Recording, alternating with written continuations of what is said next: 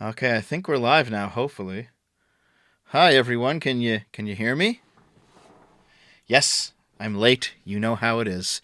You know how it is on this stream. How's it going, Lilith? It's going okay. And I was just like, freaking, give yourself more time next time. Judging by your chat, this is not the first time this has happened. Oh, there's a reason why in my Discord one of the most used emotes is late. On Game Boomers, I'm late regularly. On this channel, I'm late regularly. It just seems to be how it Late is, you know. boomer. Late, late. So, chat, how's it going? Okay, Neon Reagan already with this Russia simping. No, dude. Go Russia? No. No, thank you. No, thank you. Oh, God. This is a shit show. Yeah, I just watched a little boy get blown up. Yeah, dude, I'm not going to sit here and be like, yes, Putin good. I know. No. Dev I is can't. loud or Lilith It's is. Yeah. just. I'll turn myself down a little Sorry. bit. No, Yeah, it's me. It's me. sorry. I'll turn myself down a little bit. Okay. This is just like my Japanese animes. Oh my god, dude. I mean, I can always appreciate a good meme, even like a dark, edgy, spicy meme. You know, fair enough, right? Everyone's gonna joke about stuff that you don't like, but dark humor is still funny. But goddamn, this fucking sucks. This is. This is honestly pretty horrible. I'm. I'm a little bit shaken up, and as of I'm sure a lot of people are. I mean, obviously, since I just there's lots of horrible things going on right now, and it's Yeah. really just Hold on. I'm pretty a sure tragedy Canada. all around. I'm pretty sure Canada is in NATO, guys. Yeah. Someone in the chat's like, I'm surprised Canada's not part of NATO. We are part of NATO. Yes, we are in Yeah, NATO. why would they not be?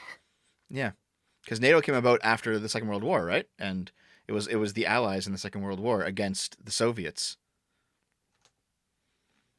Yeah, Let's see. Before there was an argument for maybe a partition of heavily Russian Ukraine, but full-on invasion is way too far. There is no excuse whatsoever. Yeah. Okay, so let us talk about the actual events. Now, to be fair, we're both laymen here, but let us talk about the actual events from a layman's, cushy Western, sitting around a continent away perspective. So take it all with a grain of salt. It was, I think, it started up last night. There was Russia decided to invade Ukraine, and I I will just straight up say, to put this nail in the fucking coffin, I have absolutely no patience or sympathy for rightoids right now, who were saying 2 weeks ago that it was all a false flag, it was all an American false flag op that Biden was stirring up for domestic purposes. And now they alternate between this is good, actually, this is a symptom of the West's collapse, and it's still not real. All right? I have no sympathy for the rightoid position on this topic. Simple as that. there's really not a lot of justification. It's just really just straight up anti-American, and if honestly at this point, if you're anti-American, just get out. Get the fuck out. Get the fuck out. Yeah, fair enough. Fair enough. Let me just adjust something here real quick. There we go. Okay. I really have very little patience for fucking Westerners who simp for Russia. Yeah. They're just like, yes, they're not super woke. That's maybe there's something, you know, maybe it is good to argue that maybe there's an argument to be made about the Western decline. Yes, Okay, so let's see. but that doesn't mean what they're doing here is justified. They're killing civilians. I don't think Okay. that's okay. So all that being said, oh, hold on, Zach Tech. Are you gonna get salty about this? I'm gonna drop a few truth bombs. Okay. Here's a couple of truth bombs. There is a very anti-war section of the right that is currently ascendant, and with good reason. Um, The invasion of Iraq was a complete shit show beginning to end. It did way more harm than good. Um, Afghanistan was a morally justified war, but America completely mismanaged it. Um, so, like, I understand this let's stop being the world police mentality that is coming out of the right now. I understand it. I appreciate it. It makes a lot of sense. However, Yeah, absolutely. Fuck the Iraq War. It's just fuck the yeah, Afghanistan War. But this is not the same. I yes, really don't think they're comparable. it's not. It's not. This is the difference is being the aggressor attacking a country that, even though it's kind of a shitty country, they didn't really do anything, like Iraq, versus defending yourself from aggression, from an expansionist state. That is the difference. All right. So, for example, if you were anti-war after 9/11, you're probably a pariah in the United States because the United States was hyped up for war. However, just because that is the case and that was an injustice doesn't mean that you need to go full fucking appeasement, become Chamberlain here, appeasing Hitler in World War II, all right? It, it I'm trying to word this properly. Sometimes you must fight. That is just the nature of politics. You might not want to, but sometimes you have to. All right? That's just how it is. And saying war is bad, war is bad, war is bad, while that might be true, it's not going to do a single thing when you're up against somebody who actually is marching forward. Okay? So, yeah, and see, you know what? There's the first smart thing that you've said, Neon Reagan. NATO should have stayed out if they didn't want this. NATO is a branch of evil. No, that's not necessarily the case. But underneath the rightoid copium right there, there's actually a nugget of truth. This was partially brought on because NATO kept expanding towards Russia. And eventually, from the point of view of Russian interests, they said, okay, we're not going to survive this. We can't do this. This is an aggressive move from NATO expanding this close to our borders. We need to stop this. So from the Russian point of view, that makes sense. But nonetheless, we're here now. Someone's saying, do you want war with Russia? No, I don't want war with Russia. But Neither do I. Nobody here wants war. But sometimes you have to fight it even if you don't want to. If your only two options are you are a war hawk who just loves the idea of the streets running with the blood of children, or you're a pussy who doesn't stand up for themselves and who lets others walk all over you, neither of those options are acceptable. Okay? Neither of those options are acceptable.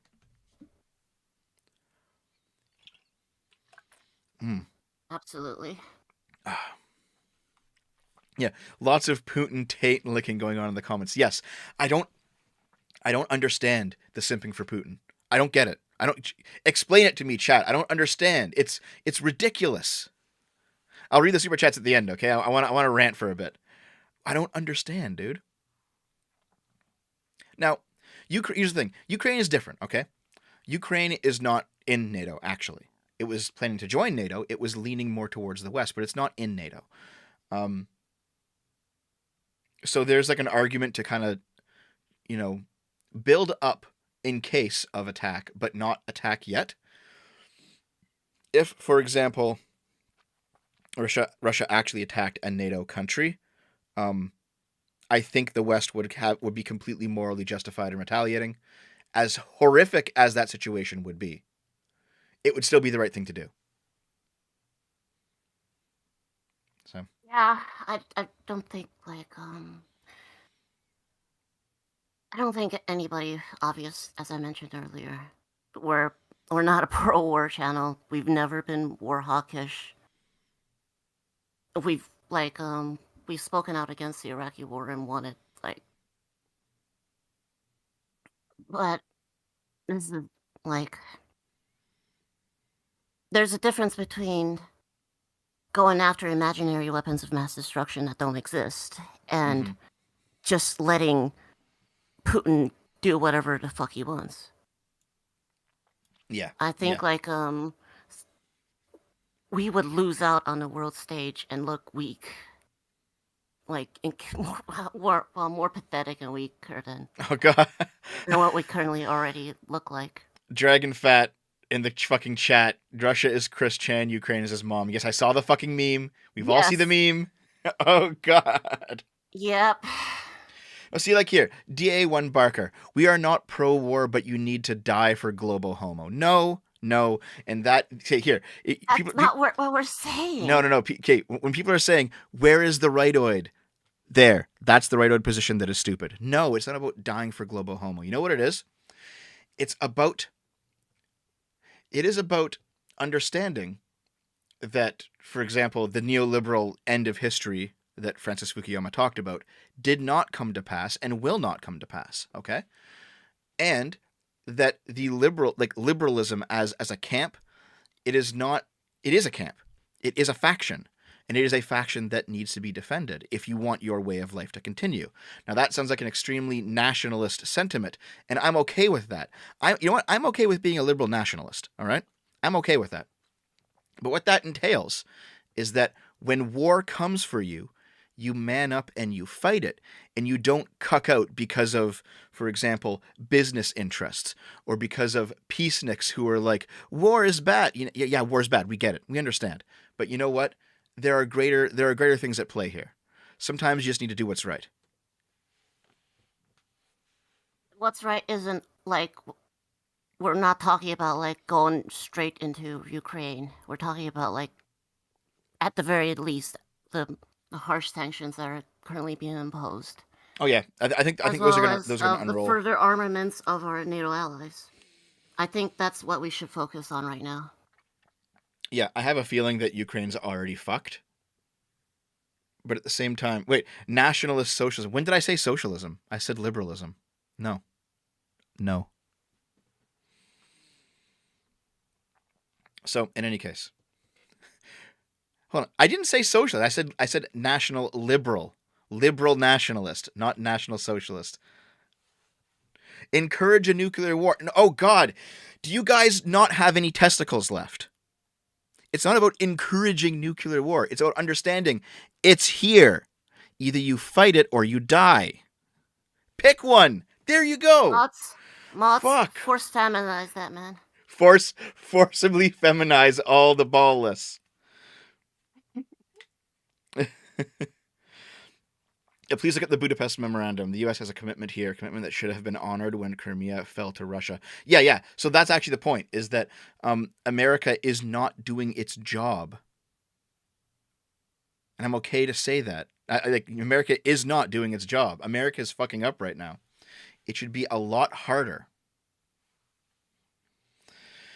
It should be a lot harder on Russia at this point. And if that means war, it means war. But you can't just let people roll over you in the name of, say, including everyone. I mentioned this when we were talking before the show, Lilith, that if you have a purely inclusive philosophy, then that means that you also include your enemies, which means that you have no moral leg to stand on when you go to oppose anybody. Which is why you can't do this leftist inclusion above all bullshit. There has to be some line where you say, no, this behavior, this point of view isn't acceptable, and so we need to oppose that. And I think we can. I think this is past the line, in my opinion. Oh my god, look at this guy. Not wanting to end the world equals no balls. No, you fucking. Okay. You know what this is? This is the equivalent of somebody saying that you shouldn't shoot somebody who breaks into your own house because you might hurt another person.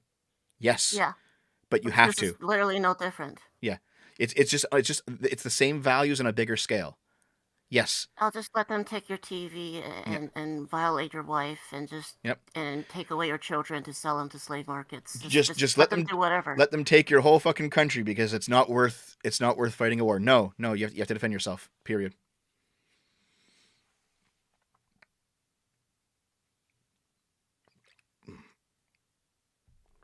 Charles Licketson, what do you mean? Rich only now you're standing up for freedom when you were pogging at Nintendo when Trudeau went full Castro? Dude, there's like 3 things wrong in that statement. When did you ever support Trudeau? I never supported Trudeau. Okay, yes, okay. Ukraine isn't your house. That's true. That's true. That's actually a very good point. Ukraine It's isn't not your our house. house, but from the perspective of Ukrainians, definitely, I would want to protect myself. Yes. And and as a loose ally, we should look out for them, even if it does if it, even if we don't send troops directly Mhm. into their borders. So here's the thing. Yeah, people are saying I Ukraine's not my think house. if we Ukraine's not my send house. troops, that would be like if we send troops, that would be definitely a more escalation. We would have to prove that they're doing something really super bad to Mhm. do that. And So I hope it doesn't come down to that. I really hope so. here's I don't want there to be any escalations. so he, yeah, the point Dev is making, you moron, is that if you don't do anything now, Russia will just do it again. Exactly. Ukraine's not my house. Fine. Like half the chat just said that. But you know what? It'll be Ukraine, and then it'll be Poland, and then it'll be Germany, then it'll be France, then it'll be the UK, and then it will be you. And it is better to stop it now than stop it in 20 years when it's so much worse. We already made that. We made that. We made that mistake with China at the end of the Korean War. And now China is ascendant, and it could be different. You can't make the same mistake, and it's honestly it's just cuckoldry if you're just like, well, is it no, fucking no, dude. A couple of months ago, people thought Putin would literally just stop at Crimea. It's just people just I don't know. People are people are saying that Ukraine is not a NATO ally, which is true, which is why this is like okay. So regarding the whole Ukraine Which is why we're not sending troops in. yes, exactly, but still get prepared for it because like the next domino will fall, obviously, and the next domino will be a NATO ally. And you know what? Here's the thing: if these things always have a snowballing effect, where if, for example, Russia views the West as weak now because they just went in and raped Ukraine and the West didn't do anything about it. So if Russia's like, oh, okay, we can just do this now, and then it will be a NATO ally next time. And so what are you going to do then? You're going to say, well, you'll pull back again? Like, what do you do then? So and then what happens when China notices it? Okay, and then China sees, oh look, America's not going to protect any of its interests anywhere. So maybe they can go take Taiwan. Maybe they can start fucking up Japan. So there is no next, Dev. What are you talking about? That's copium. There is a next. There is always a next. Always. So you can have this attitude where you look inward on every single issue ever and you only care about what's happening within your borders. You can have that attitude, but then those problems that you should have faced outside will come to your front door. That is how it happens. And everyone who's just like, we should just isolate ourselves more, is a copium. You don't understand how the world works. We should both take care of our affairs at home, as well as make sure the world doesn't turn into a fucking shithole. And that's not saying we should be world police either. It's saying we should have allies, and we should counter imperialist aggression when they appear through what we can, hopefully without starting wars. It will stop with one country. Copium. It's fucking copium. Yeah, it stopped with Crimea, right? Well, that was part of Ukraine, but still, like the idea that No, it's going to stop after this is it's they so annexed Crimea, and then yeah. it wasn't enough. People thought they were going to stop then. Yep. Dev, please read the Budapest Memorandum for these people. The USA is the reason the UKR can't defend itself. All right. I'll pull it up if you like. Let's be Wikipedia warriors. The Budapest Memorandum on Security Assurances refers to three identical political agreements signed at the OSCE Conference of Budapest to provide security assurances by its signatories relating to the ascension of Belarus, Kazakhstan, and Ukraine to the Treaty on the Non-Proliferation of Nuclear Weapons. The memorandum was signed by 3 powers: the Russian Federation, the United Kingdom, and the United States. I think I know what this is. This is where these countries, Belarus, Kazakhstan, and Ukraine, gave up their old Soviet nukes in exchange that they would not be attacked by Russia, the US, or the UK, and their current territorial integrity would be maintained. And Russia has violated that Hmm. because Ukraine no longer has a nuclear deterrent. Yeah, it's America's like that's saying we are partially at fault here, right? Hold on, real From quick. what I Okay, remember. Was it? just really quickly, Charza. Okay, you've said this like 4 times now, and I'll talk about it just right now. But the stream is not about the honkening. It is not about the truckers in Ottawa. I have a massive video planned and currently being created for that. Okay, I'm not ignoring that event. We're just not talking about it right now. But you'll see it. Yeah, hold your It's like horses. it's like an hour and a half long video or something. It's going to be huge. It's going to be great. And I do not like what Trudeau's been doing. But that's just not the topic of what we're doing today, okay? So don't worry about it. Just be clear, neither do I. I like that he finally saw that the backlash against it was so great that he gave up on the emergency power authoritarian bullcrap. Mm-hmm. But that's you can guarantee he wouldn't have given out the power if there wasn't such a tremendous backlash. It's going to be huge. Huge. So, Huge, yes. okay. Maybe. Should we bring up some things at this point? We should bring up some articles. Yeah, because we already like in our we've preparation. we've fought with the chat enough for one day. Yeah. You know what? Okay, chat. You know that I love you. I disagree with you all the time, and we have very spirited fights. But you know that you and I are the best of friends, even when you're wrong, literally all the time. I mean, why would you come to a political podcast if you expect to agree with them all the time, right? Yes. Like I disagree with you all the time. We Yes. we Yes. disagree on shit constantly. I think our most public disagreement was on the like the age of transitioning. I think it should be 16 for hormones, and you think it should be younger. And also I think 16's okay. I think 16's Okay. okay, but All right. that's I think we're like, but that's not get derailed. And also, I think we had a pretty big disagreement on conversion therapy. But like neither of us are pro conversion therapy, by the way. I just don't think it should be banned. Yeah.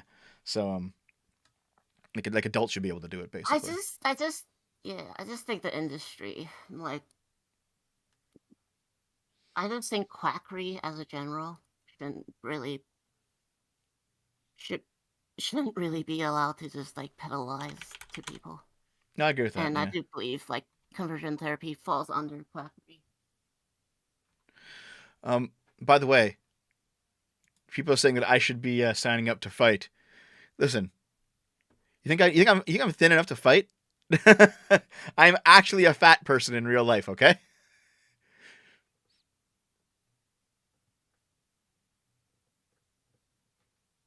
Like I wouldn't be accepted if I signed up for the military. They'd be like, nope, you are a blob.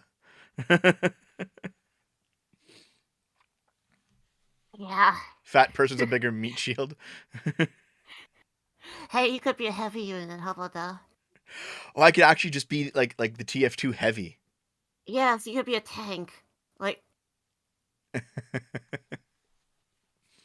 War is a great weight loss program. Yes. You'll probably lose a bunch of weight just at boot camp alone. Yeah. But in any case, yes, we're not talking about like my personal decisions here. Though if you want to, hold my feet to the fire on them, that's fine. It's a legitimate point to make. But in terms of Sign up to eat Putin. No, I will. But no, in terms of geopolitics and what the proper move is, just being like blanket war bad and then retreating and then retreating and then retreating and then retreating and then retreating is honestly just cuck shit. You know? Yeah, it's fucking letting people steal your crap inside your house Yep. and not fighting back. I know Ukraine's not your house, but you know what? It is the house of the guy down the street. And I don't know about you, but if you're going to have any kind of sense of community, any kind of sense of, standing up for your values, you must also stand up for your neighbors as well, you know? Yeah, Um, whatever happened to community? It's like people often criticize libertarians for like, oh, you guys never have any sense of community. You guys all this and that, but it's just like, uh, you know, Russia isn't World War II Germany, Dev, you loon. Yeah, not convinced. I'm actually not convinced of that. I mean, Russia's Russia's moral justification for this intervention is literally an ethnic nationalist one. It is that there are ethnic Russians within Ukraine's borders, and they're doing the one people, one Reich thing. So no, I do not buy that Russia is not like Nazi Germany. I don't it's buy it at literally all. blood and soil. I mean, it's the same type of rhetoric. Hmm. Oh, they have Russian blood. They speak Russian, so they belong with the homeland. It's Yeah, just and also, it's ethno nationalism stuff. yeah, if the thing is, because Ukraine's not a NATO ally, the actual justification for like American troops on the ground right now is actually still pretty slim. All right, in my opinion, it's still pretty slim. Um, However, this will certainly embolden China. It will certainly get China to start eyeing Taiwan more seriously, and Taiwan's a much more serious and important target than Ukraine is. That's for sure. Um, at the same time, here, chat. Let's. Okay. I basically know the chat's opinion. The chat's opinion on Ukraine. Okay, understood. Got it. I mean, Chat. it's not uniform. They're like, Yeah, it's not uniform, but give your credits, give your chat a little more credit. They're yeah, not all, it's like two yeah. thirds. It's like 2/3. Okay, fair enough. So you 2/3 who are talking about Ukraine, for example, and not wanting to intervene. Fair enough. If it were Poland or Germany, would you want to intervene then? Yes or no? The slippery slope is an L argument. I keep hearing from rightoids that the slippery slope is a real thing when it comes to, for example, letting gay people get married all the way down to drag queen story hour and raping kids. So don't fucking sit here and tell me that you guys don't defend on that. You depend on that. You do. I don't care what you're about care Hit, about Taiwan. Fair enough. So it's like equal yeses and nos. Maybe. Yes, I'm German. Poland, yes. Germany, no. Yes, they're NATO allies. Okay. if you don't care, why are you here? So yeah. So there's like it's like 50-50, right? So I mean, here's the thing. I can appreciate that. Like if there's a bunch of people in the chat who want to help Ukraine, a bunch of people in the chat who don't, but they would help Poland, a bunch of people in the chat who don't, but they would help Germany, a bunch of people in the chat who wouldn't help anyone. Um, that just seems like there's just a diverse range of opinions in here. So I can appreciate that, guys. All right. However, I do think that when it comes to NATO, that shit absolutely has to remain inviolate.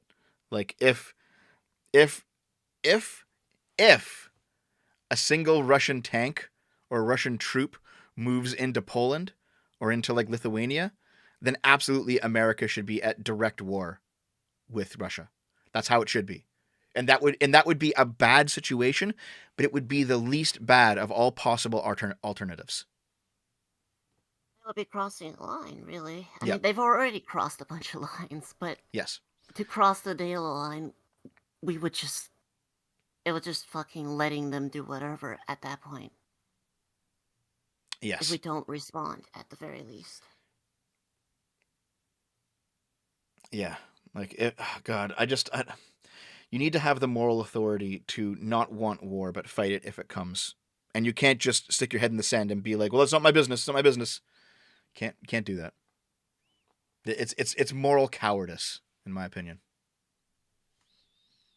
But however, yes, in terms of just the practical reality, Taiwan's more important than Ukraine is. It just is. If Taiwan gets taken out, say goodbye to all your PCs. Yep. I mean, PC industry would just be gone. I think they make like what is it, like 80-90% of the world's like semiconductors. Yes. Just in terms of economics, you can't let that fall into the hands of China. That's for sure. Okay, so now that I mean, we've yeah. jibber jabbed a bit, maybe I should pull up what we actually have here. Let's see. Oh, go ahead, Lilith. Before I do that, you give your piece. Oh no, it's just like China doesn't seem to be doing too much at this point. Although there was an article I linked earlier, where there was like they flew like 9 jets to the air defense zone. Yeah, China's testing the waters right now. We'll definitely get to that though. We'll definitely get to that. Here's the thing, though. I actually think that despite all the talk about China, Russia's probably more dangerous than China is. China's definitely a paper tiger. It's not nothing, but it's not like and it is like fucking evil. But in terms of just overall strength, I think China would crumple if it got hit with sanctions. America would be hurt, but China would be destroyed. Oh yeah, nobody would benefit, but one side would certainly be hurt a lot more. Yep. All right. So let's see. I'm going to bring up the old... And obviously China is incentivized against starting conflict with us just because of our economic ties. Let's see here. I'm going to bring in the screen. There it is. So, one thing that I've noticed is that Russia has moved across Ukraine pretty quick, and it seized a lot of the airports. And that's pretty important because without airports, you don't have air control. Without air control, you're basically fighting on the ground against people who have planes. Like you're fucked at that point. So even though Russia's moral justification for this war was to go after the majority ethnic Russian areas in the east, it's attacking the entire country. Yes, it was a complete joke when they said they were sending in peacekeepers with heavy quotation marks. Yep. Into the region. And it was just, it's even bigger joke now since civilians are getting killed. Mm-hmm. And they're attacking places that are clearly not like ethnically Russian. There are smaller cities that also have airports. Not that it would be okay if they did attack the places that in Ukraine now were ethnically Russian either. Mm-hmm. That's not saying either. So there are other cities in Ukraine that have airports, and the Russians are focusing on those. Even smaller cities with just like airstrips. They're taking out Ukraine's ability to basically fight in the air, which is, I mean, strategically, it's what they want to be doing, right? From their point of view. The U.S. and NATO gave anti-air rocket launchers. Yes, and you'll be seeing I have some videos of those in action. So, yep, you have you have reporters showing the troops getting ready to move. Yep, damn, dude. Troops you can see over here, they are Russian airborne forces. They have taken this airport.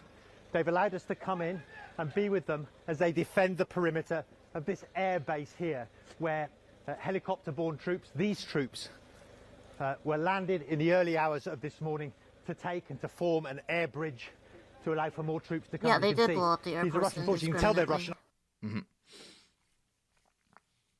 Okay, so that's what's happening currently. Right. Russian military says it has targeted Ukrainian air bases and other military assets, but it hasn't targeted populated areas. That is the kind of thing that the live UA map. I think I have that actually. I'll pull that up right now, real quick. Yeah. Okay, so I'll refresh it just in case. There's a website called liveuamap.com, and it's just like, it's so weird to think that this is what war is now. Like, just live streamed on the internet, and like people posting TikToks of it and stuff. But here we are. These are basically areas where something is happening. This is where there's an airstrike. This is where there is tanks. This is where there is infantrymen. Explosions of unknown origin. And red is Russia. Oh, And blue... sorry. Headache. No problem. Blue is Ukraine. Here, I'm just going to give you this whole link. thing's giving me a stress migraine. Oh, geez. Here, check out that link. Here, I'll give you the really shitty gamer soy take, okay? When I saw this map yesterday, it had almost nothing on it, and now it's like full of things, and it reminds me of in Mass Effect 3 where the Reapers start showing up everywhere. But you can post all your soy faces if you like. Somebody said, "Did you see you can support the Ukraine army on Patreon?" Really? Is that real? Oh my god. That's great. All right. Yep. The Ukraine's army used javelins and neutralized a column of 15 Russian T-72 tanks. Also, yes, the Russians are attacking from Belarus as well, so Belarus is involved in this. And Belarus is on the border with Poland. So,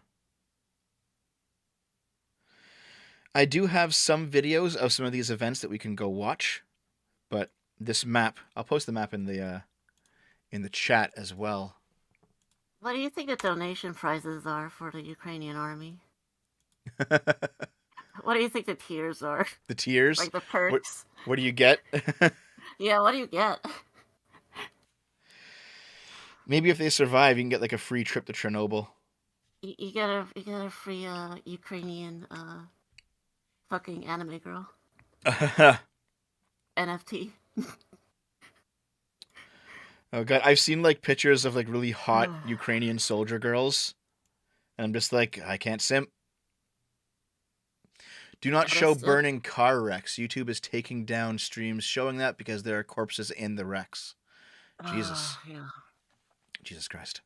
It's the same reason we're not going to show you the little boy on a bike getting blown up. Yeah, that was pretty bad. It was a video of a boy who was biking in like a town and he just got fucking destroyed. Yeah, it I don't know. He was just like, what? Okay, one moment, just fucking. Yep. It got burned into my memory. Awful. Okay, give me a second here. I'm just gonna adjust this real quick. All right. Oh yes, and Russians did take Chernobyl. Yeah. They did took Chernobyl. Mm-hmm. All right, so this is just normal AP stuff. Fine. 4 ballistic missiles launched from the territory of Belarus in the southwestern direction. So President Lukashenko is also involved. So this is actually like, yeah. Considering the fact that Putin has not been banned from Twitter. Oh my god. Trump can gets bad. Trump can shitpost himself and then like cause a riot, but Putin starts a war and he's still on Twitter. Fucking stupid, dude. So in any case, yeah, Belarus is involved. It's copium to say that this is not like a coordinated thing. Belarus has always kind of been Russia's lapdog in that regard. This was interesting here. Check this out. According to Google Maps, there is a traffic jam at 3:15 in the morning on the road from Belgorod, Russia to the Ukrainian border. It starts exactly where we saw a Russian formation of armor show up yesterday. Okay, Google Maps is showing us... delivering peace, okay. Yeah, they're delivering peace. Like, the fact that you can see this shit on Google Maps happening is, man... War has changed, actually. Yeah. Imagine, like, yes, it turns out the local highway is currently backed up with traffic. It's just a bunch of fucking tanks. Kind of worse than Russia. Yes, I agree. It's Belgorod, not Belgorod. But like, sorry. Well, yeah. The Stalker 2 developers put out a post on Steam with a link to donate to the Ukrainian army. Damn. Patreon. based. Hold on. Hey, SFO, are you saying that BLM and the truckers are the same? Have you redacted the statement? I didn't say they're the same. I said that there were some violent truckers, and that's true. You'll see it in the video. I have video proof of it. We're doing this right now. Okay. This is something that you showed me, Lilith, that's actually really fucking disturbing. Oh, yes. Russia deploys mobile crematoriums to follow its troops into battle. What the fuck, dude? Look at this. The use of such a system may be a way for the Kremlin to cover up any future combat losses. You have a mobile... Okay, so they're saying that it might be so that you can burn Russian bodies so that you don't know... So that, like, they don't have any official deaths to report. But also, there's something else that a mobile crematorium could be used. It's not... Jesus. Yeah, like you can burn a little more than just your soldiers. Holy fuck, dude! It's actually. I was just like, "There's no way this is true" when I first heard about it, and then I guess yeah. There's pictures and video proof of it. I'm gonna play the video. Yeah. It's 2 minutes long, so. If you want to watch it too, Lilith, I'll just drop it in the chat real quick. Yeah. Let me know when you have it up and I'll start it. Somebody said mobile Auschwitz. The mobile Auschwitz. Fucking hell. Okay, you ready to press play? Yeah. Okay. Go ahead. 3, 2, 1, go.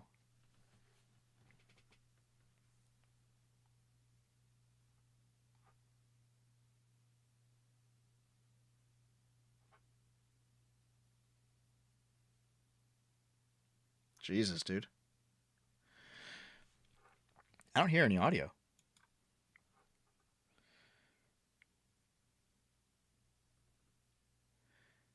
I mean, I can't hear the audio of the video for some reason, but you guys get the idea.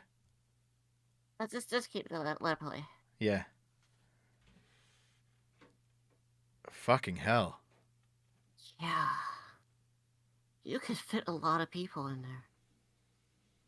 Are you like testing it with that bag? I'm just going to pause this and read this real quick. If I was a soldier and knew that my generals had so little faith in me that they followed me around the battlefield with a mobile crematorium, or I was the mother or father of a son potentially deployed into a combat zone and my government thought that that was the way to cover up loss was a mobile crematorium, I would be deeply worried. Yeah. Jesus, I don't know what their intention is with this, but it's pretty fucking bad, I think.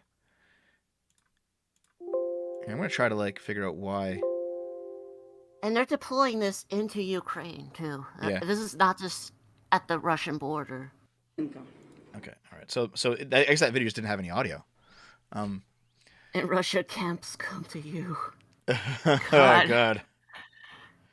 Okay, this fucking idiot. Listen to this.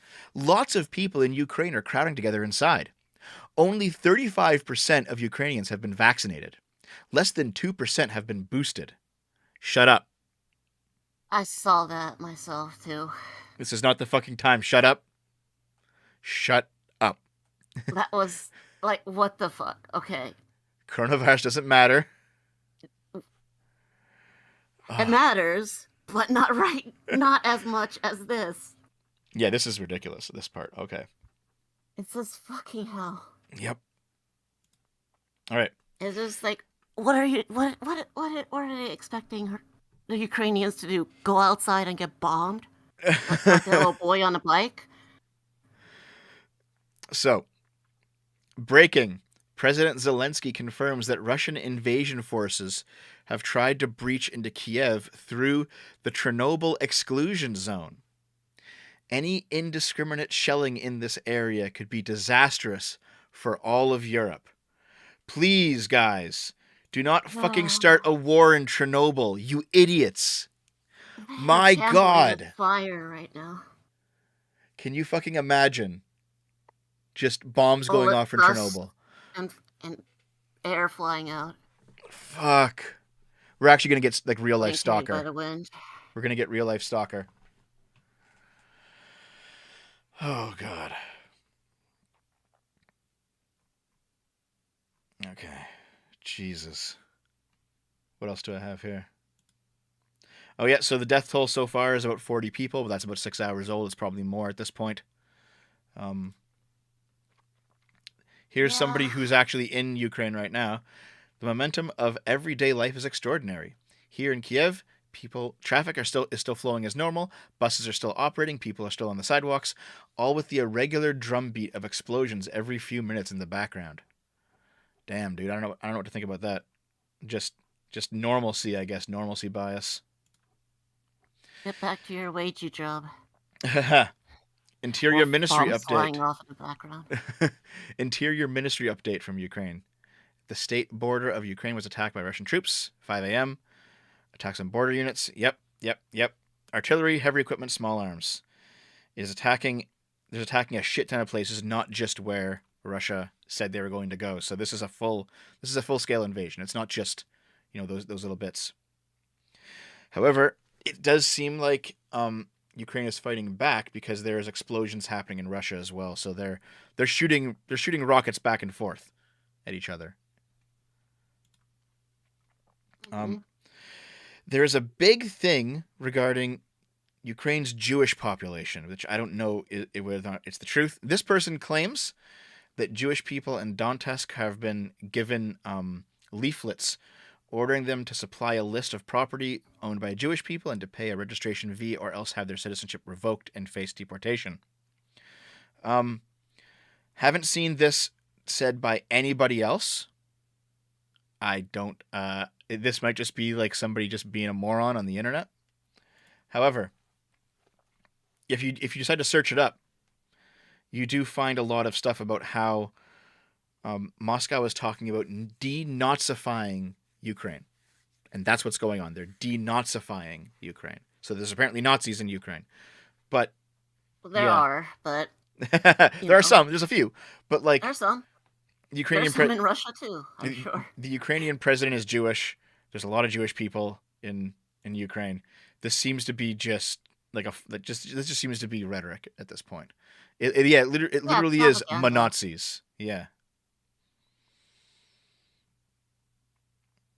Yeah. It's literally just Nazis, I think. All right. Okay, so this is where we get into the videos. All right, I'm not going to this here. I'm not going to show it, but this is the video where the kid gets blowed up. It's pretty grisly. I'm not going to lie. We could still link it though, right? Yeah, I'll put it in the chat. A child killed. Don't get us flagged off the thing. Yeah, please. So there it is. A child killed by Russian bomb in Uman, central Ukraine. It's a holy place of Jewish Hadeism. This is how Putin denazifies Ukraine. Yeah, that's... Biden's doing a speech right now. Viewer discretion advised if you're going to search this out. All right, if Biden's doing a speech right now, I'm going to go look for it. Let's see. U.S. YouTube White House. Here. Nope. That's the wrong one. Is it happening like right now? Is it live? It is. Viable war on Ukraine. Okay. Here, Lilith, it's live, so I'll post it. Okay. You can tune in on your end, and we'll watch it. Here we go. Will have left Russia weaker and the rest of the world stronger. To protect America, there is no doubt. I'm going to go back to the start at 12 minutes ago all you need to know about and double speed it till we catch up. We rejected every good faith effort the United States and our allies and partners made to address our mutual security concerns through dialogue to avoid needless conflict and avert. Wait, what are you doing? For weeks, we have been warning. Okay, I'm going back to where it starts, and I'm putting it to double speed just to catch up because I want to get it all. So, okay. Yeah. Where's the mark? Where's the It's about 14 minutes back, 13:45. But we'll catch it when it gets to live, though, so it's not a big deal. The Russian military has begun a brutal assault on the people of Ukraine. Without provocation, without justification, without necessity, this is a premeditated attack. Yeah, just put it on double speed. Planning this for months, as we've been saying all along. He moved more than 175,000 troops, military equipment, and positions along the Ukrainian border. He moved blood supplies. Sleepy Biden. And built a field hospital, which tells you all you need to know about his intentions all along. He rejected every good faith effort the United States and our allies and partners made to address our mutual security concerns through dialogue, to avoid needless conflict and avert human suffering. For weeks, we have been warning that this would happen. And now it's unfolding largely as we predicted. In the past week, we've seen shelling increase in the Donbass, a region in eastern Ukraine controlled by Russian-backed separatists. The Russian government has perpetrated cyber attacks against Ukraine. We saw a staged political theater in Moscow, outlandish and baseless claims that Ukraine was about to invade and launch a war against Russia, that Ukraine was prepared to use chemical weapons, that Ukraine committed a genocide.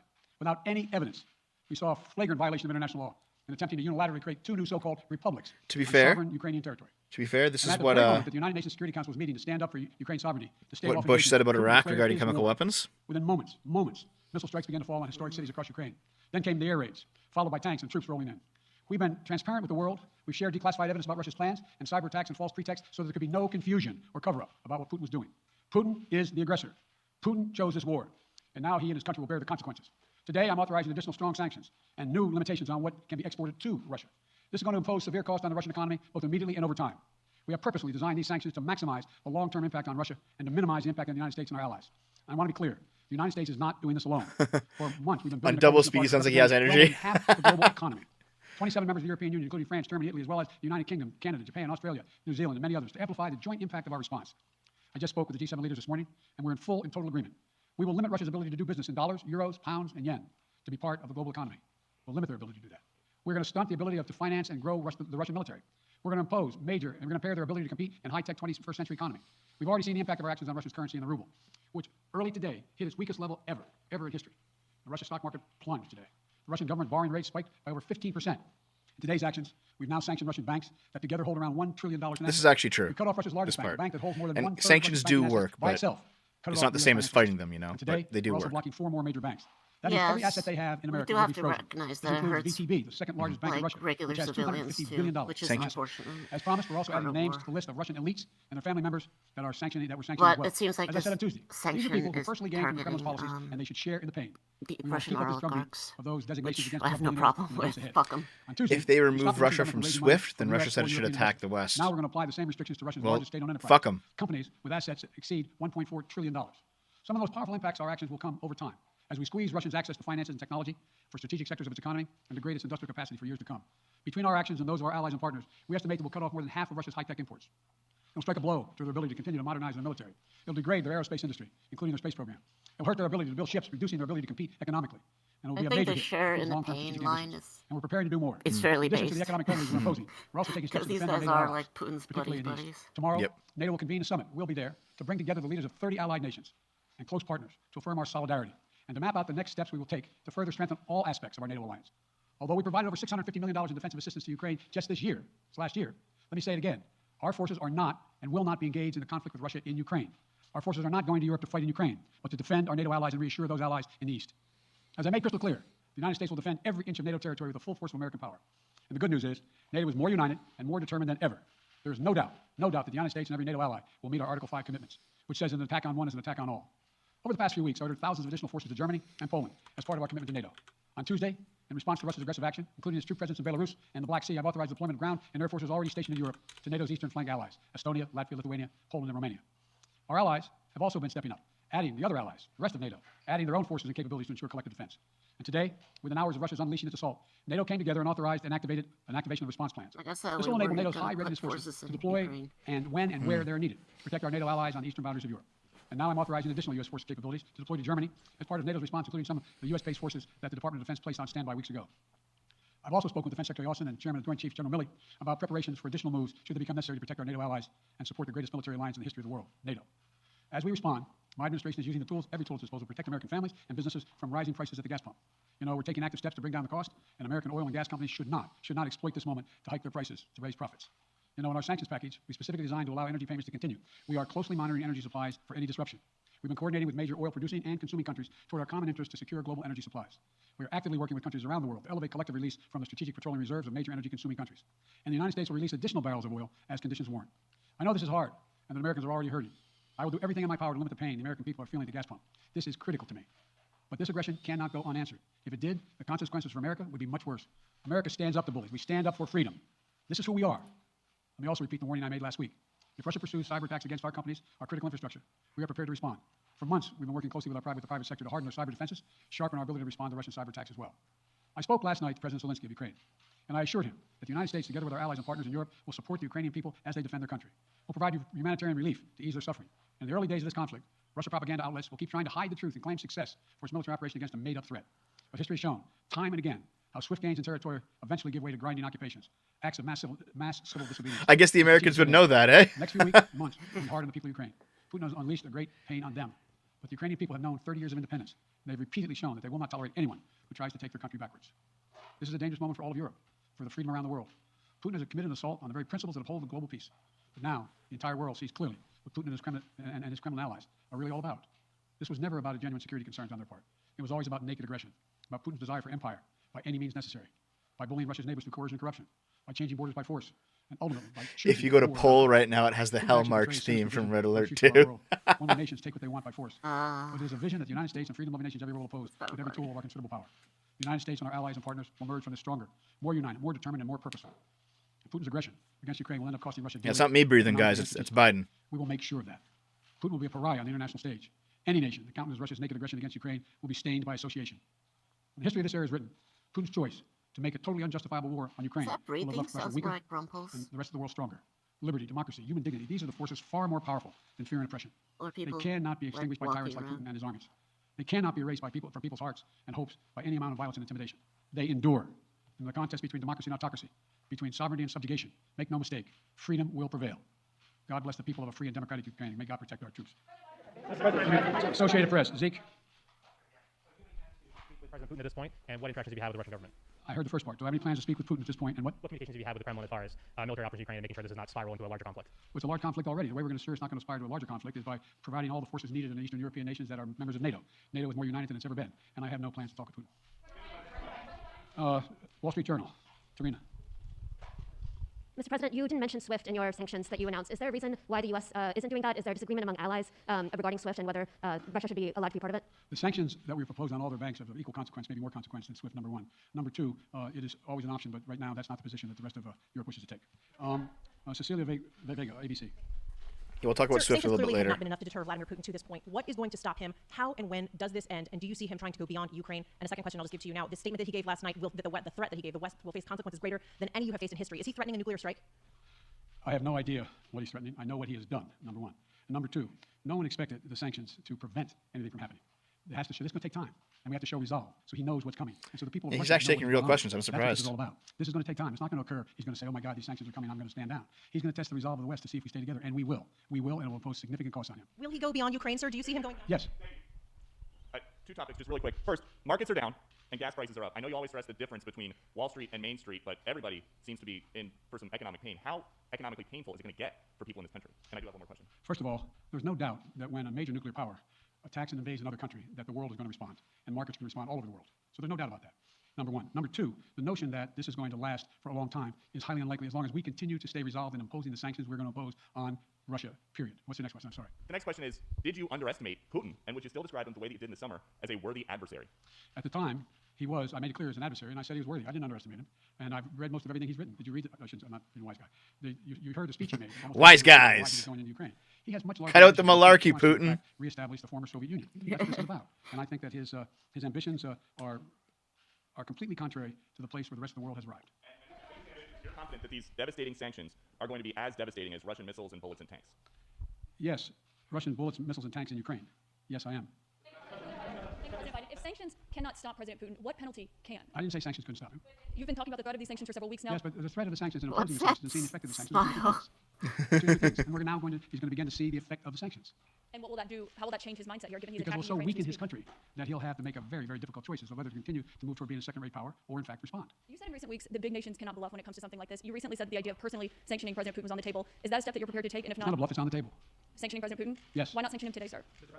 Why not sanction him today, sir? If I can, you detailed some severe and swift new sanctions today and said the impact it will have over time. But given the full-scale invasion, given that you're It's not my audio, guys. It's their from audio. what's called SWIFT, the international banking system, or other sanctions at your disposal, respectfully, sir, what more are you waiting for? Specifically, the sanctions we've imposed exceed SWIFT. The sanctions we impose exceed anything that's ever been done. The sanctions we imposed have generated 2/3 of the world joining us. They are profound sanctions. Let's have a conversation in another month or so to see if they're working. Yes. Can I ask about Zelensky? Sir, you spoke to Vladimir Zelensky yesterday, sir? What's the risk that we are watching the beginning of another Cold War, and is there now a complete rupture in U.S. and Russian relations? There is a complete rupture right now in U.S.-Russian relations if they continue on this path that they're on. And in terms of a Cold War, that depends. We have the vast majority of the rest of the world in total opposition to what he's doing, from Asia to South America to Europe to around the world. And so it's going to be a cold day for Russia. The idea, you don't see a whole lot of people coming to his defense. And are you, if I could follow up, sir, are you urging China to help isolate Russia? Are you urging China to help isolate Russia? I'm not prepared to comment on that at the moment. Of course. Wait, no. Yeah. No. He's had his hand up a long time. Thank you, Mr. President. How concerned are you that Putin wants to go beyond Ukraine into other countries, and the U.S. will have to get involved if he moves into NATO countries? Well, if he did move into NATO countries, he will be involved. We will be involved. The only thing that I'm convinced of is if we don't stop now, he'll be emboldened. If we don't move against him now with these significant sanctions, he will be emboldened. Look, every, well, anyway. And can you talk anything more about your conversation? Mr. President? This is nose out from his mask. It's like peeking out there. India is a major defense partner of the United States. He's not worried India fully with properly. you on the issue of Ukraine and Russia? Does the Defense Department of the United States? So India is one of your major defense partners. Is India fully in sync with the United States on Russia? You think a We're in journal would know consultation better? with India today. We haven't resolved that completely. One more question. Okay, thank you all very much. Thank you. And there he goes. Oh, wow. We didn't even catch up. Oh, well. Well, that was the whole thing. Give me a second here. I'll just take that away. Okay. So, that was not enough of a response, but more than I actually expect from Biden. So, I mean, that's nothing. Refuses to elaborate, leaves. Yeah. The fast forward of him leaving was just actually kind of funny. He just kind of waddles away. Just So- waddles. So when it comes to sanctions, everyone in the chat's like, sanctions do this. No. Sanctions actually do. Sanctions actually can actually do some pretty decent damage to a country's economy. You don't know how interconnected we are nowadays if you think that sanctions don't work. Sanctions definitely hurt people. The issue is whether or not they'll hurt Russia enough to make any kind of lasting difference. But yeah, the Moscow exchange went down 32%, and yeah, like there's been a massive spike in their inflation. Like it is going to hurt the country, that's for sure. I wanted to look up.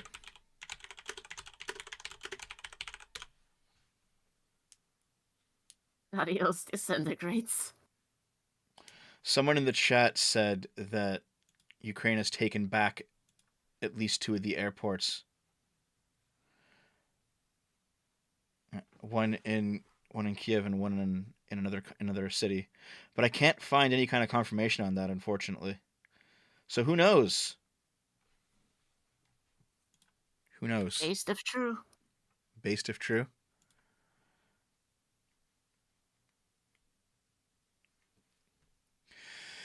But yeah.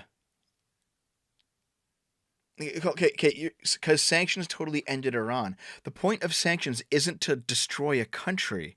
It is to make them suffer enough to come to the table and give some concessions. We should be sanctioning Canada, not Russia. Yeah, okay. Okay. I want to see if it actually is true that they took an airport back. I want to see. Ukraine Armed Forces report they reclaimed the Hostomel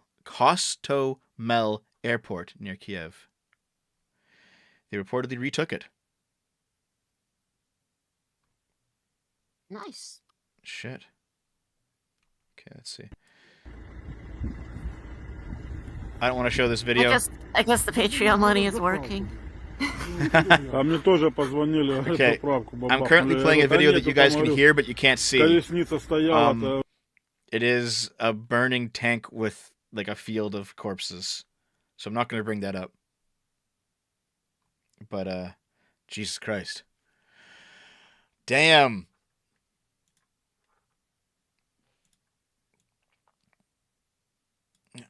The Ukrainian army captured the whole platoon of the 74th Motorized Brigade. Are you sure?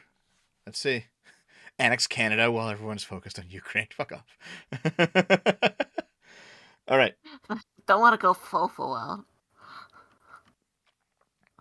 Okay, so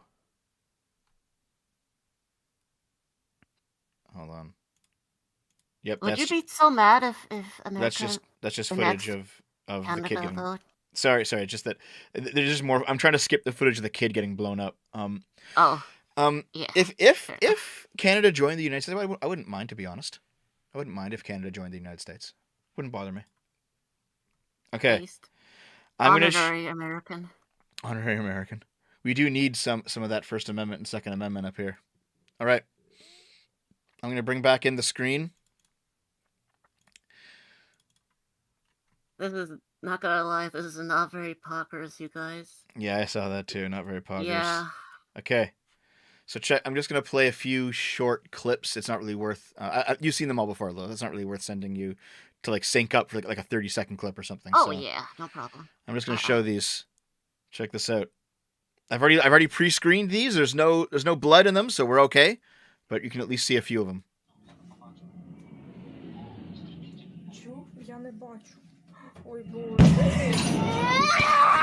Yep.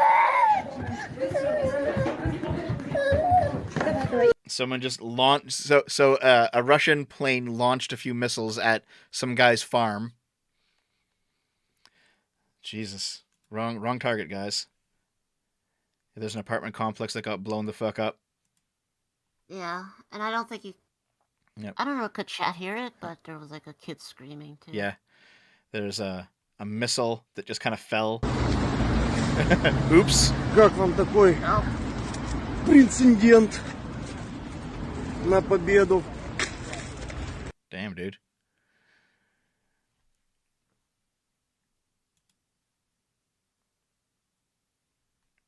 What are they shooting at? I don't know, just... I don't know what they're doing. So there's well, I do know what they're doing, but yeah, there's an explosion, and there's a lot of footage like this of explosions happening in cities. People just recording them from like their suburban houses. Yeah, like people hearing pops across the night. Yeah. Oh. There's a video of a Ukrainian parliament member begging for help. Yeah. So people have been basically leaving the cities to retreat to the countryside because the cities are obvious targets, and there's been a lot of backed up traffic as everyone escapes.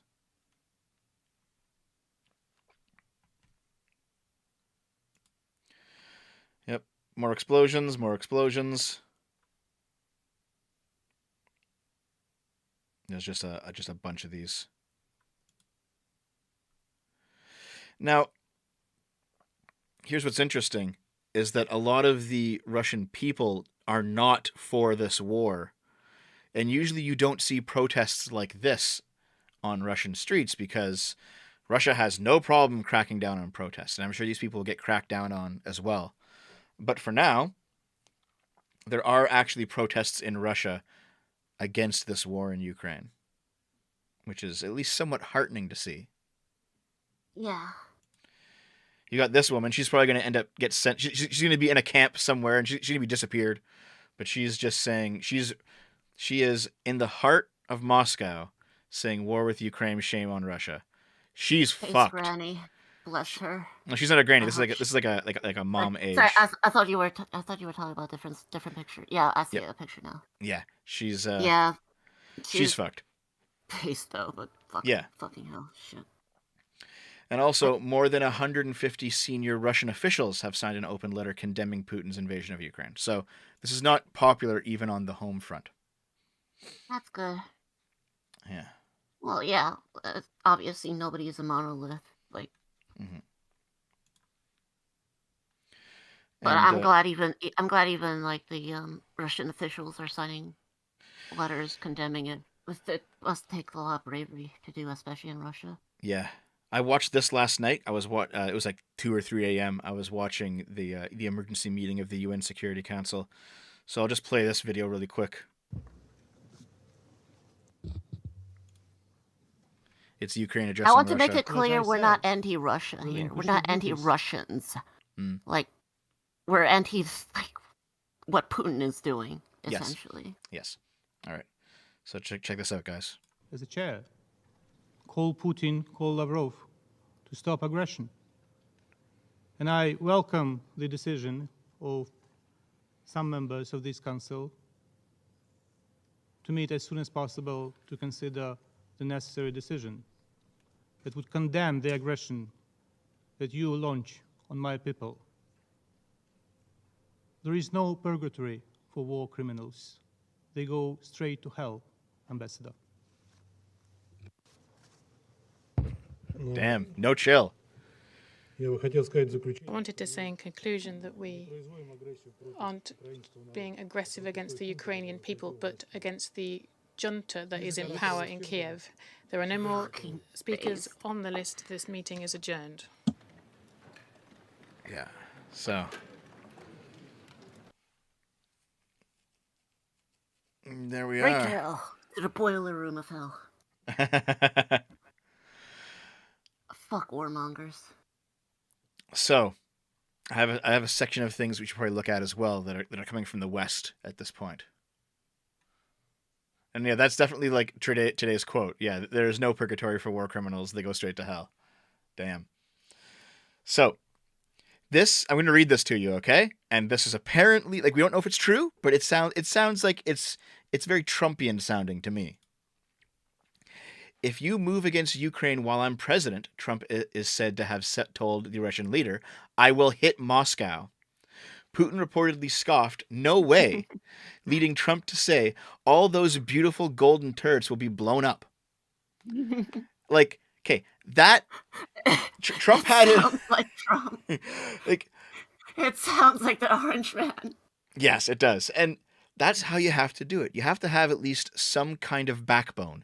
You have to have some positive vision, some kind of animating principle where you say, no, here are my standards, and I will impose them on you if I have to, if you don't play ball. But you're going to leave us alone.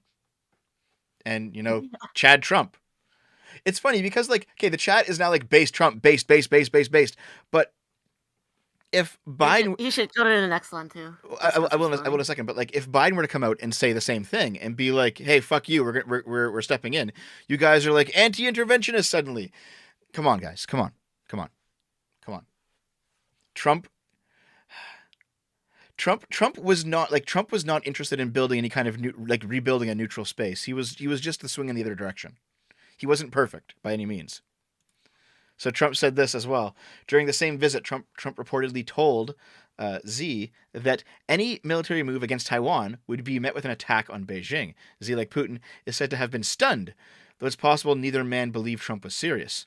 While it's also possible that both accounts are exaggerated, it is a fact that neither man made the moves Trump has said to have warred against. So yeah, that's basically it. So there is, in fact, it's preventative when Trump did it. Biden's reacting. I'm sure think he's crazy enough to do it too. Okay, God. Pretty nice. Okay, someone just said it's preventative when Trump does it. It's reactive when Biden does it. Okay. Well, it's reactive now because he hasn't been doing it. Yeah, but that's the thing. Like, if it turns out that Putin moved on Ukraine and then Trump hit Moscow, if that were the case, well, then it would have been reactive. God, too much Trump simpery in the chat.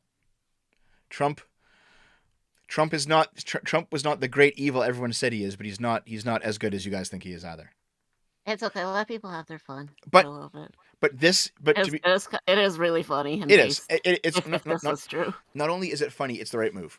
It's the right move. It would be like yes. Fuck off. It's just like you don't get to be like. Yeah, Trump is such a friend of Putin. I don't think we should do imperialism, but I don't think anybody else should do it either. Mm-hmm. Trump is such a friend of Putin that he sanctioned Russia, then threatened to blow him up. Yeah, this whole like Trump is a puppet of Putin was stupidity, pure stupidity.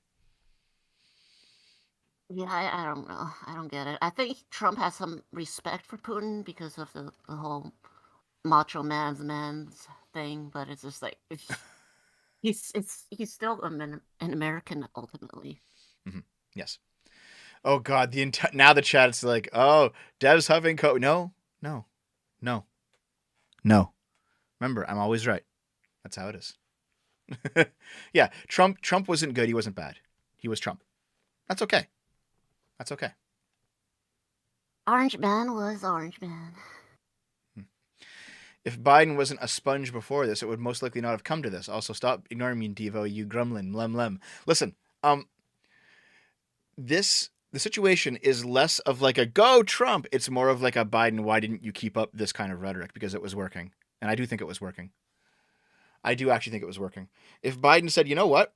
I don't like Trump at all, but I'll still hit Moscow, that would have been the ideal. But Biden is a sleepy old man, unfortunately. Sometimes you gotta bluff, you know? Fuck it being a bluff. You should actually do it if you have to. But like... Oh, yeah. But, That's Biden, not a bluff if you do it. Biden's doing he's doing some good things now, but it's like a year too late at this point, in my opinion. It's not too little too late, but it is too late. And now you have to like deal with the situation as it is. Well, it's not too late, but it's too late for preventing Russia from invading Ukraine. Mm-hmm. I do think that if there were more deterrence, like if there, they might have been more hesitant to just do a straight up invasion and bombings. But so it's too late for that. Here's a quick 30-second video that I want the chat to see, real quick. I think you've seen this too, Lilith, but here, let's take a look at it real quickly. Once again, Putin and the Russians are trying to engage in our elections and decide who the president is. This is from 2019. And this time I'm the object of their attention. Because Putin knows if I am president of the United States, his days of tyranny and trying to intimidate the United States and those in Eastern Europe are over. I'm going to stand up to him. He's a bully, just like the president. And I know he doesn't want me to be president, but to tell you what, when I'm president, things are going to change. Mr. Putin, the American people decide their elections, not you. Chip in $1, $5. Well, fair enough. But things did change. But you got an attack. Now, if Biden is going to actually have a backbone and respond to that attack appropriately, then fine. But that remains to be seen. Fucking Stephen King chiming in. Mr. Putin has made a serious miscalculation. He forgot he's no longer dealing with Trump. This didn't happen under Trump. Trump, dude. It didn't. Go back to writing gangbang stories with little children in them. Jesus. And of course, Putin doesn't want me to be president. He doesn't want me to be our nominee. If you're wondering why, it's because I'm the only person in this field who's ever gone toe-to-toe with him. Well, it's time to show that, Biden. Go toe-to-toe with him. Here's your chance, buddy. Show us. Show us you going toe-to-toe. Oh, he's gone. Like, he's had experience with Putin, but that's led to Crimea. Yes. That was under Obama. If I'm not wrong, right? Yes, it was. Yeah, 2014, that was Obama. Yeah. People in the chat are still screaming, do you want World War III, Dev? Listen, if World War III is going to come for you, then you have two choices. You can either fight it and win, or you can bend over and spread them and lose.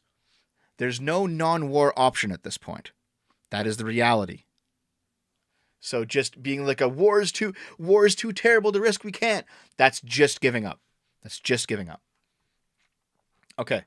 What else do I have here? Oh, yeah. And of course, I like to reiterate that's not us going into war in Ukraine. No. That's us not doing nothing. So. Like we're not putting boots in Ukraine right now. Trump praises Putin's genius incursion into Ukraine. This happened a couple days ago. Former Donald Trump on Tuesday praised Russian President Vladimir Putin's decision to send Russian troops into Ukraine to support Russian-backed separatists. He says this is genius. he said of Putin's decision on Monday to officially recognize the breakaway provinces. So Putin is now saying it's independent, a large section of Ukraine. I said, how smart is that? And he's going to go in and be a peacekeeper. We could use that on our southern border. That's the strongest peace force I've ever seen. There are more army tanks than I've ever seen. They're going to keep the peace all right. Like, Jesus Christ, Trump. Yeah. What the fuck? There's that admiration I talked about earlier, or the Yes. soft admiration, where it's just like, I gotta hand it to him. That tweet from Drill came to mind, where it's like, under no circumstances do you gotta hand it to ISIL. Under no circumstances do you gotta hand it to ISIL. Yeah. So, yes, Trump, I've definitely cooled on Trump since he's left office. I still don't think he's a Nazi or anything, but I'm just like, he was only okay, to be honest. He was only okay. Okay, the chat's like, based, cringe, based. Stop acting edgy, Dev. Ukraine isn't worth World War III. Yeah, well, you can keep saying that as they take more and more of Europe. Eventually you have to have a backbone. You have to have a spine. You can't just be, oh, we're bad, Nobody wants World War III. No, nobody wants World War III. But if it's coming, you got to fight it. You can't just stick your head in the sand. We have a sacred obligation. Biden threatens to send troops to eastern Ukraine. So, this is from a month ago. This is during the buildup, and they were talking about NATO because before we started, the three of us were talking, and she brought up NATO's Article 4 and Article 5, which I think is worth talking about. But yeah, see, okay, this tweet is like a shit ton of rightoids on the internet right now, and I'd say about half my chat. It's truly amazing how quickly people flip from, oh, you really think Russia's going to invade Ukraine? Stop believing the CIA, you bloodthirsty neocon, to Russia invading Ukraine is good, actually. Like, guys, stop. A meme. Stop. Memer. Stop making me fucking agree with the socialist take on your stupidity, all right? Jesus fucking Christ. Here, pull up the link I just sent you. Oh, yeah. Point of view, you are Hassan Piker. Shit, where is it? I clicked on the wrong thing, God damn it. Nope, here it I is. didn't mean to set my response to it. No, it's good, it's okay, yeah. It's just a meme, Yeah. it's fine. Point of view, you are Hassan Piker from Lilith. Russia will never invade Ukraine. Russia has every right to mobilize 2/3 of its army within its own borders. Biden said the invasion would start on the 16th of February, but it didn't. Curious. Donetsk and Luhansk are actually Russian territories. So therefore, Putin isn't invading Ukraine. Just clown shoe bullshit from the right this whole fucking time. Clown shoes. Div wants to date AOC. No.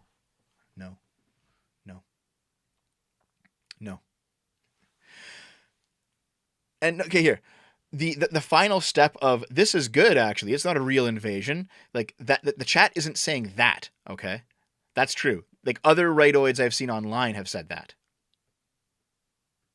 But yeah. The right is relating. The right is just as bad and dumb. Yes.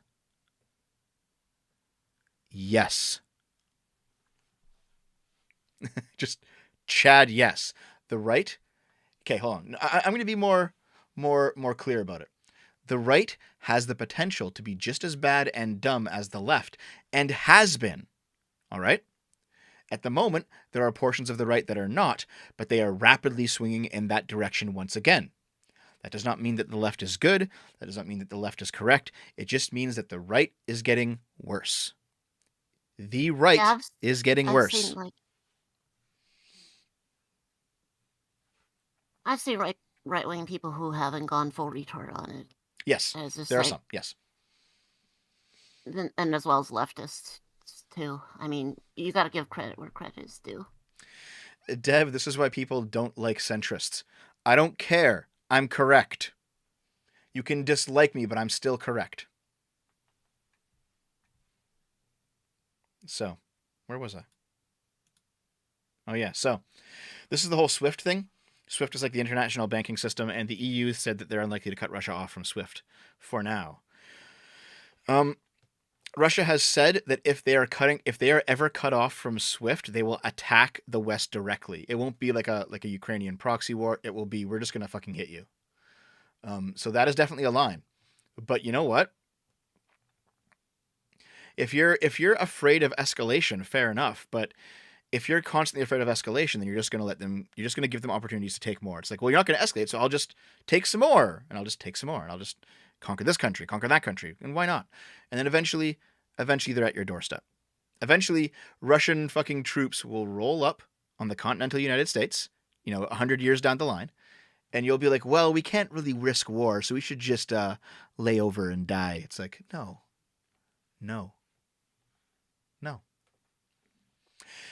Yeah, the EU depends on Russia and China for oil. You guys should have fucking... Nuclear! God damn it! Why did Germany cut off all their nuclear bullshit? You fucking morons! Yep. Okay. Sorry about all my yelling. Go ahead. What were you going to say? No, I was like, I forgot what I was going to say. It's fine. Don't worry about it. No, go ahead. Go ahead. I honestly forgot. Oh, okay. I'm sorry. Yeah. I thought escalation was always bad. No, hold on. I didn't think that escalation was always bad. No. You have to confront the problems that you're facing. Like, you can't value peace so highly that you're willing to give everything up for its sake. Sometimes you must fight. All right? And everyone who's just like, it's not our place, it's not... You guys just sound like fucking eunuchs.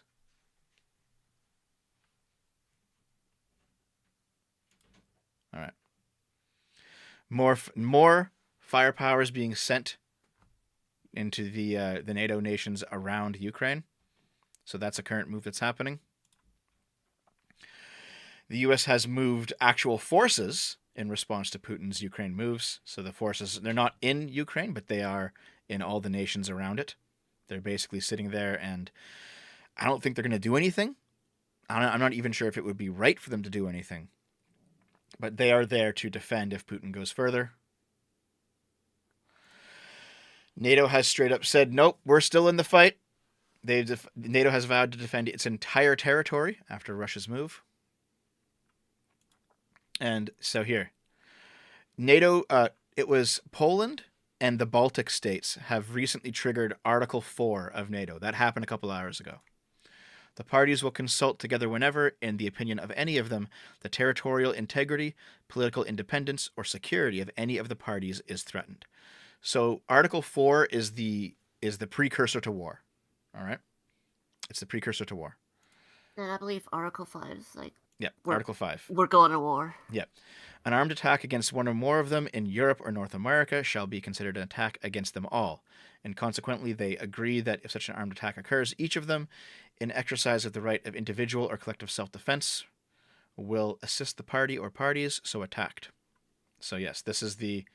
If you hit any of us, we're all going to war with you.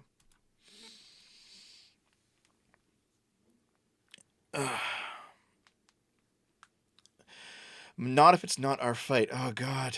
Fucking hell. Man, the isolationist point of view would literally let the entire world be controlled by somebody else before you step in and try to make things right. It's an insane point of view. And I understand the anti-interventionist stance because Iraq was a fucking shit show. But you also can't just cuck out. You can't be cucks. This isn't Iraq. Dev is legit triggering me, telling me to go die for his war ambitions. No, you fucking moron. Oh my God.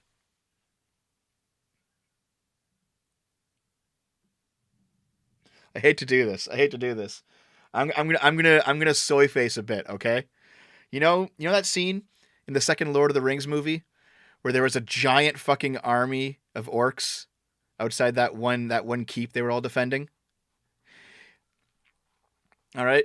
Yeah. You guys would be the people who are like, well, they haven't breached the wall yet, so it's not our fight. How can you get me? They're not in our territory yet because like the wall is still intact. How can you ask me to fight? Shouldn't we be looking for a peaceful solution? It's not our problem, guys. Oh, God damn it. This chat is why the West is doomed. Oh my God. All right. Yeah, I actually forgot the name of it. I know it's Helm's Deep. Sorry, I forgot. Sorry. Didn't you know that not wanting to appease to Putin means you want all of chat to go enlist and die? Yeah, yeah. Dev, you It's evil Canadian. evil Canadians. It runs in our blood, I guess. The syrup runs thick in our blood. The syrup. The truth is they're both bad options, but being proactive and confronting those who are coming for you, that is the better option. It's still a bad option, but it's the better one.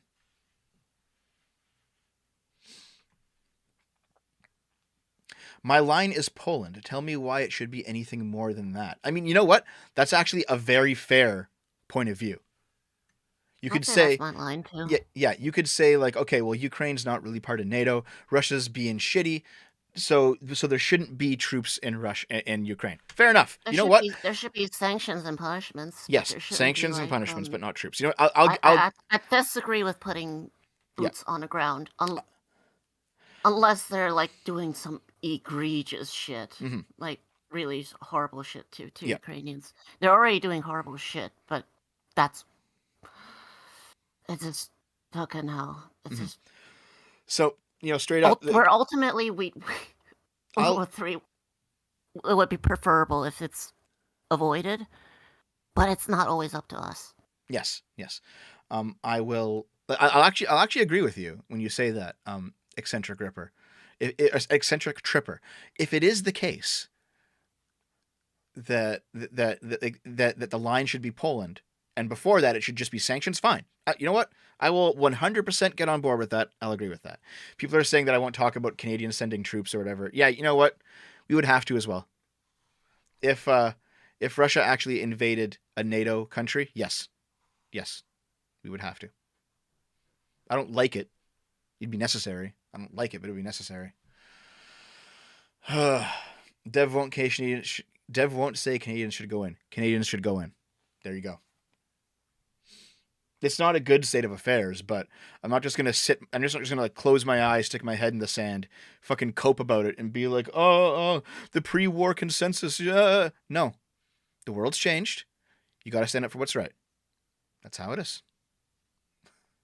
I also think it's rather pointless arguing about like warmonger. We should have done this. We should have done that. Yeah, I know what you mean. Yeah. Would you support conscription? Right, I don't think that conscription is necessary at this point. Like that's a big step, and we're not anywhere close to that. You know what I mean? Oh yeah, so okay, hold on.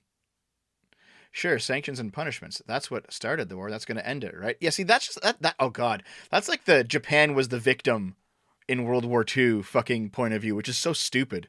You sanctioned us, so we had to. We shouldn't have been sanctioning the poor imperialist Japanese who were doing experiments and raping cities. Fucking, it's so stupid. It's so stupid. God. Oh no, the Pearl Harbor was self-defense, guys. You know what? I'm never ever going to take the paleo-libertarian point of view that all of these countries are somehow moral equivalents. No. That's bullshit. That's stupidity. Everyone who says that is just fucking copium, and they're honestly just self-hating at this point. This is all because of Gamergate. That's what it is. It's all because of Gamergate. Yes, Gamergate, Trump, Russia, Putin, 9/11. Brexit. 9/11. Yep. Brexit. All right. So we're through the conditioning, people. Let's continue because we have a few memes. You've heard about the Ukrainian great grandma who wants to fight. She's 79 years old. She's gonna fight the Russians. Maybe she'll solve the problem, eh? Maybe Ukrainian grandmas will figure it out. Oh yeah, check this out. This is from my Twitter account.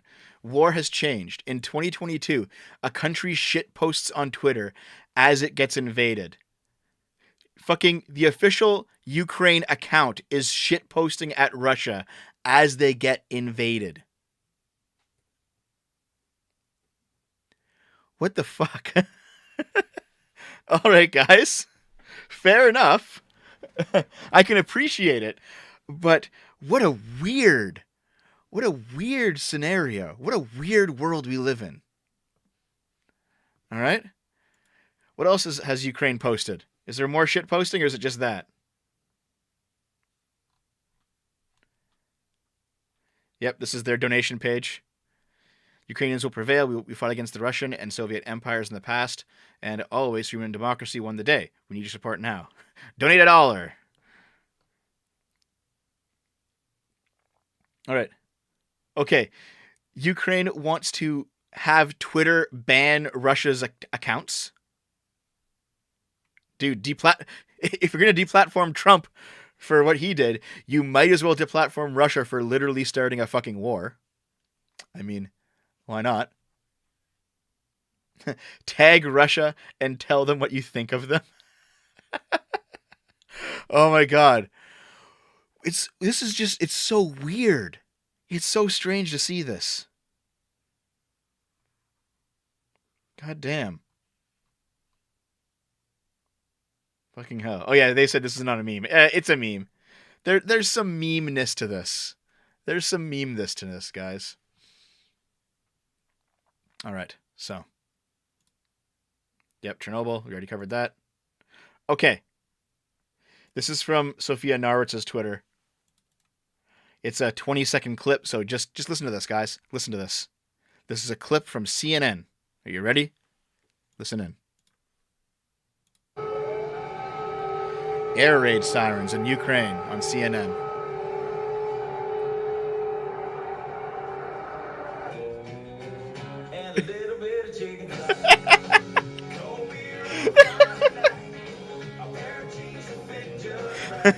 Sargon of Applebee's, how could you? Sargon appears with his ill-fitting suit. He's like, "Come, I'll show you to your table." This is so American it hurts. Oh God. Fucking hell. I should just retweet that.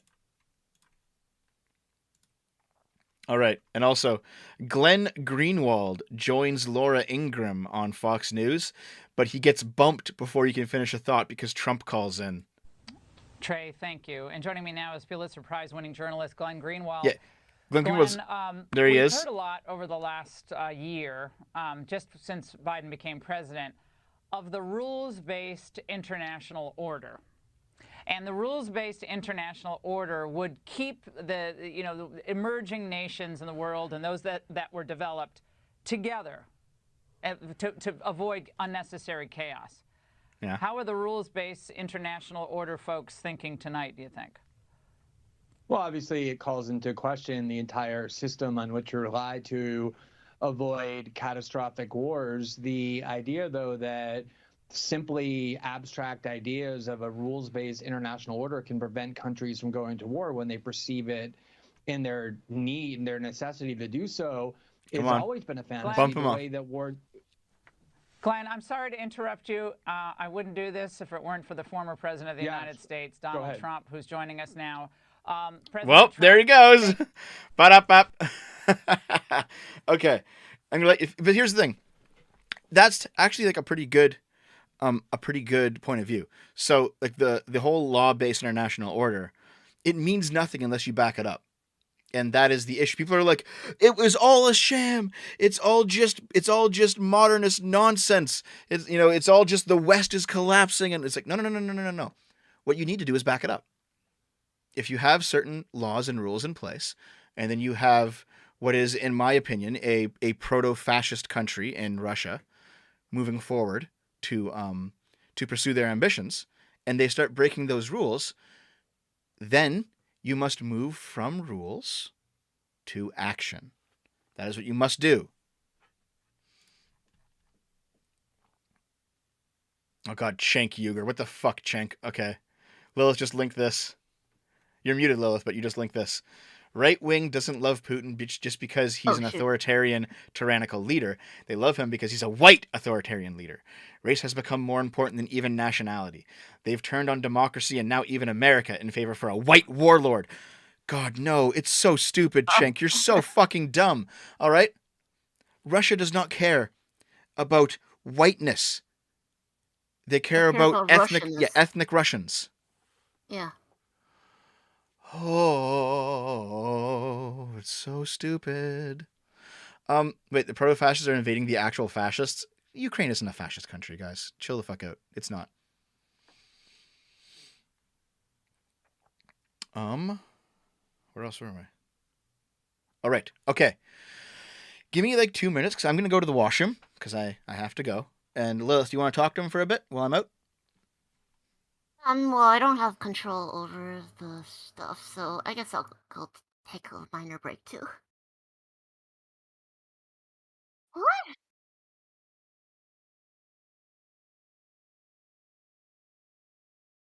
No, I don't need a break necessarily. I have enough water. All right, go ahead, do your thing.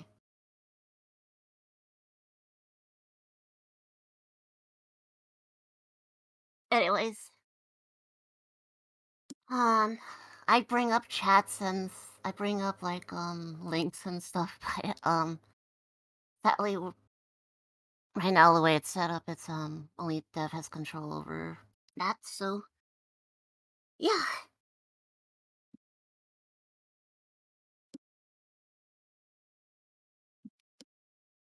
I guess I can start reading some chats and stuff. We will have to sanction China as well. They are funding Russia. Yeah, if they are, then definitely. If they cross the line, you and Liv, signing up if they cross the line. I don't know. I can't speak about Dev, but I've thought about recruitments and stuff like especially in the event of say China invading Taiwan. I don't know if I'm fit enough to be a soldier, but I thought maybe I should at least I don't know, it's just something to think about. Personally.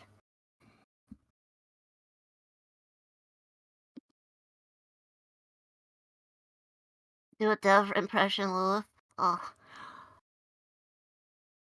Hello. This is your fat otaku? I'm stuttering too much to be it might not seem like it, but I'm a nervous wart sometimes.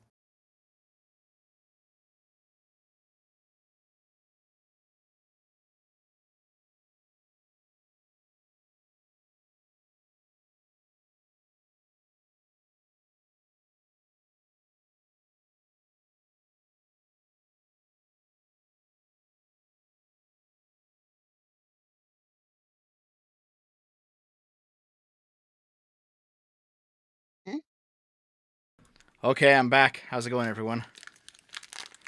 How's China takes your mom, Zek? What's up? I'm gonna eat a snacky bar. You should get close to the mic and just let the crunch go. Here, I'll just crunch it. Hold on. There you go. For sure, chat. Do Trump impression.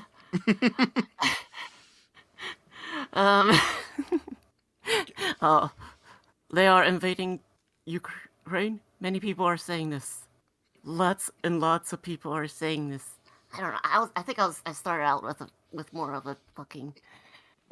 The Great Iron Liz. I started out with more of a Biden, not Biden. Bernie. Russia is invading Ukraine. We have to do something.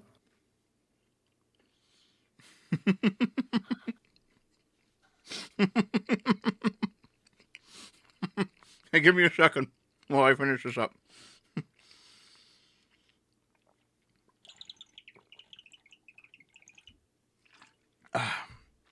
So yeah, Lilith, you have like a Twitch. You haven't streamed there in a while, though, have you? I haven't. I gotta stream again. You should do your big return at some point. I really should. Okay, so I'm going to bring us back in if you don't mind. I think we're good. Okay. So this is a bit of a side topic, but it is related.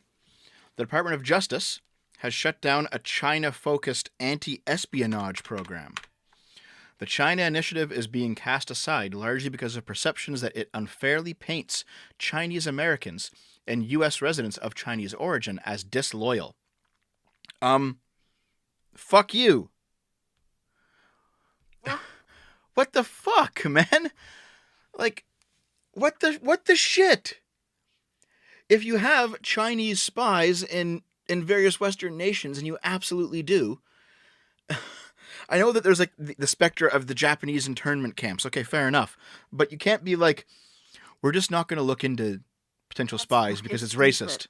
It's fucking racist, guys. Fuck. That's so stupid. And this is related because, yes, Taiwanese Defense Ministry says 9 Chinese military aircraft has entered the air defense. Yeah. It's racist to go after Chinese spies because they're Chinese. Yeah. It's fucking hell. God, we gotta. So, yeah, like if the West appears to be weak in the eyes of the Chinese on the Ukraine issue, then they will go for Taiwan. They will absolutely go for Taiwan, I think. And I think we'll see it soon. Yeah. And Taiwan is much more of an important target than Ukraine is to Western interests. You know, you can make a decent moral argument, like we should be spreading liberal democracy. Okay, fair enough. Moral argument is there. You should be defending Ukraine because it's a liberal democratic country. Okay. Taiwan is that, but it's also much better at it, and it's more essential, like in its location, and it's more powerful, and it's more economically important. Like there's many more reasons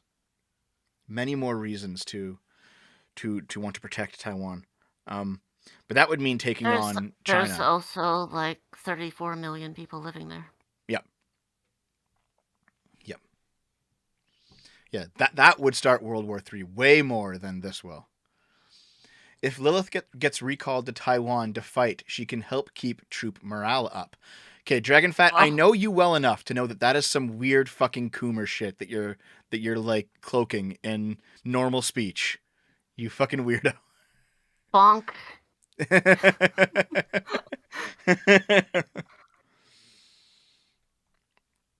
Jesus. Oh, if I were to fight in the war at all, it would probably be like on the American side.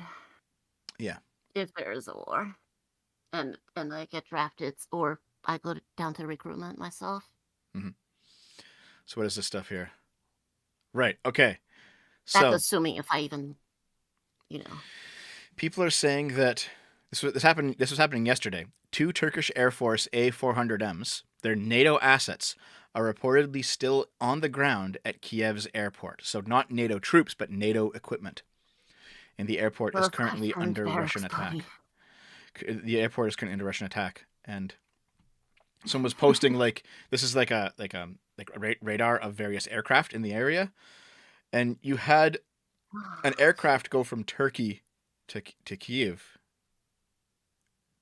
and people are saying like, did Turkey? This is like a false. This is like kind of like a conspiracy type thing. People are saying, did Turkey move NATO assets into Ukraine to make NATO get involved in this conflict? That's someone's tinfoil hat. And I don't know about that. It doesn't seem to have happened though, so who knows? What's funnier though? It would be so funny if World War III gets kicked into drive because Turkey went Leroy Jenkins. So here's a much funnier aircraft situation. Okay, here's Ukraine right now, and every commercial aircraft is just staying out of the way of it. All right, they're like, we don't want to get involved in this shit. We're not gonna do this. Okay, and you have one aircraft. This is a commercial flight. Air India flying directly into Ukraine. They don't give a fuck. They're just like, Chad, yes. It's so, like, what the fuck, I guys? saw that earlier. Every other airplane is just avoiding it. It's just... Yeah. They're just like, we don't give a fuck. We got somewhere to be. Here we go. Loud Indian noises plays in the background. Fuck. Based Indian bros. Chad, Air India. The true Aryans. And I'm going to refresh the live map because I think I've reached the end of what I have. I'll just close all these. Yep. Okay. So. Yeah, this is the live map. Now, there's something to point out here that I think is actually worth talking about. On the map right here, like these are the areas that they're currently invading, and this is Crimea, which they took in 2014. However, Crimea was not well integrated with the rest of Russia. It got a lot of its power from Ukraine, from like the Ukrainian mainland. It got a lot of its water. Water is a big important part of this conflict. So all of that was cut off when the Russians took Crimea. So the Ukrainians shut off, for example, the water supply, like fresh drinking water, the water supply to Crimea. Crimea has had a drought ever since then. They have not had enough water to sustain themselves. They haven't turned it on yet, even though they pretty much control Crimea. Well, no, because the Crimean water supply comes from mainland Ukraine. Oh, sorry, I got it mixed up for a second. My bad. Yeah. So, what's likely going to happen is that what's the name of this? This is I forget the name of the sea. There's a sea right here between Ukraine, Russia, and Crimea. This sea here. I think Russia wants total control over this sea for like economic purposes, but also for water purposes because there's like this river here. So I think what Russia might try to do, if Russia doesn't conquer all of Ukraine, they will try to take over this coastline here. This area here will become like new Russian territory. The Sea of Azov, right? Yes. Yeah. Hearing Western people say Crimea is painful. Dude, I can't even speak French and I'm Canadian, all right?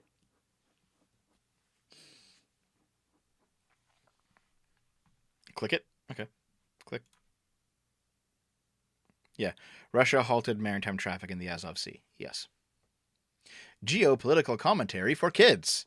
Yes. This is my layman's understanding. I don't know everything. I don't know even 5% of it.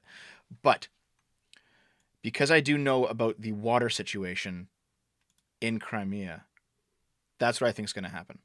That's what I think what they're going. No, dick butt. Oh, God. Okay. What's up? This is I think it's a saltwater body. All right. But a lot of the drinking water and like water usable for farming for this area comes from this river here. And to a lesser extent, this river here. This is something I looked up on good old Wikipedia before everything started. And so Crimea has lacked water this entire time because mainland Ukraine shut it off. They shut off the pipelines. So I think they're going to want to take control of these areas here and this coastline here with these rivers. That's what I think's going on. Seems like a fair assessment. But that is just my layman's view of it, okay? Google Earth warfare. Yes. The future of internet warfare Yes. analyzation should post it. How far? If I zoom out.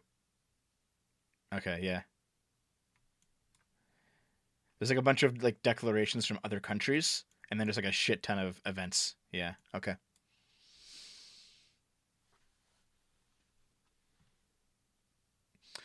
Okay.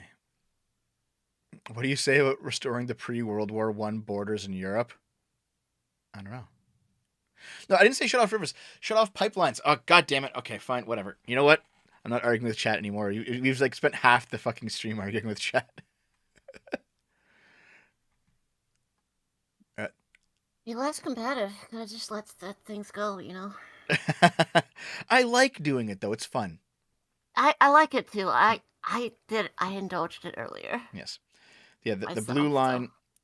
Someone just pointed out the blue line is the canal that brings the water supply. Yes. Yes, that is what I'm talking about. Okay. Let me just do this here real quick. Boop. Okay. All right, chat. That is everything I have to say so far, unless something crazy happened while we were talking. And you know, it's honestly Have you checked possible. the links people sent? We haven't been sent that many. Okay, fair enough. Here we go. Turkish-owned ship hit by a bomb off the coast of Odessa. That just happened. Okay, but it wasn't a military ship, it was a civilian ship. It might have been an accident. So, I mean, who knows? Mm-hmm.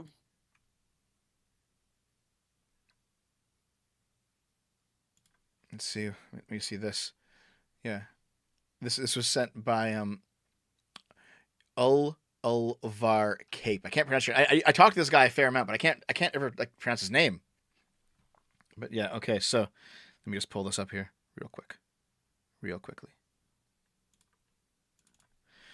This Reddit map, Reddit, includes what areas Russians have captured in the north and east as well, based on what limited confirmed evidence we have. This is a rough guide. So these are the areas that Russia's actually captured. And I don't mean like rolled in and taken an airport. I mean like land they've actually fully captured and they now control. And yeah, they're coming in from all sides. This is not just like moving to areas with ethnic Russians. This is attacking all of Ukraine. Yeah, the full-scale Ukrainian invasion. Yep. I linked something. Okay. Oh God. It's, Dev says, send your kids to die in foreign soil while I sit here on my couch and play video. God damn it, no. Stop responding to these people. just do we even have mods, or do you have a no ban policy? Yeah, I have a no ban policy. Unless they're posting CP or something. I let my chat be wrong. They have all the right to be wrong. All right, fair enough. Yeah. Russian troops Well, have captured... it's not like a fucking permanent ban or anything. I would never suggest that unless they're posting spam or CP, obviously. I generally don't ban people just as a rule of law. Unless, like, unless I have to. Will spam you and stuff, though. Yeah. Okay, let's see. Russian troops have captured the Chernobyl nuclear power plant. Station personnel have been reportedly taken hostage.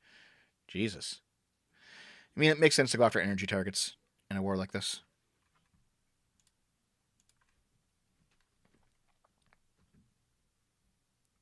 Don't ban, please. I respect your policy, Dev.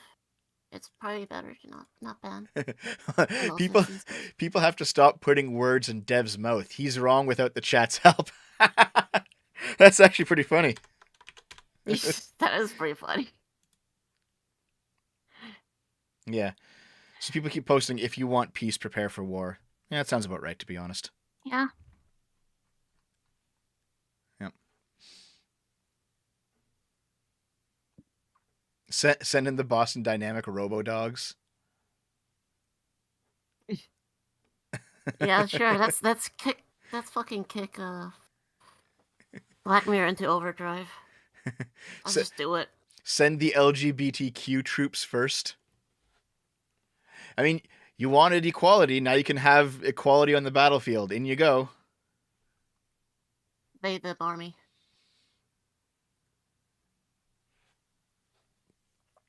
Give me a second here.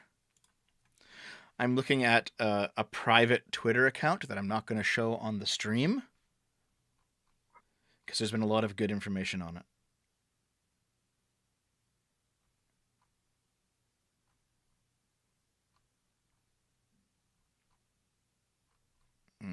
Okay.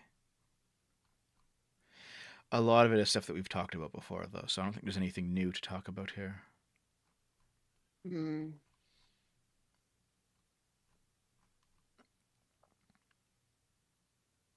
More attacks happening in Kiev right now. Just Yeah, that's gonna keep going back and forth. Okay, let's see this footage.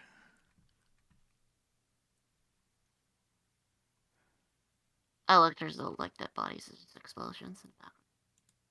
It sounds. Yeah, it's just sounds. There's no dead bodies. Yeah. Jesus, that's a lot of bombs going off. God damn. Actually, that's show chat this too. Oh God, hashtag breed Lilith. There's a large this hashtag breed Lilith. Okay. Yeah. Okay, I'll bring these up. Just give me a second here. But Okay, so here's the bombs going off at here's the bombs going off at night.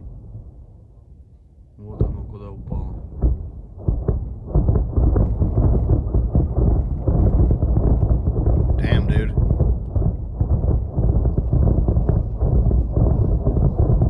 Damn. And the second one that you just pulled up. Look at the size of the anti-war protesters in St. Petersburg. Yeah, that's a lot. Especially for Russia, where they don't usually tolerate this kind of thing. That's end the segment today on a positive note. Like yeah. And yeah, people are saying like there's two evils at play that are different, all right?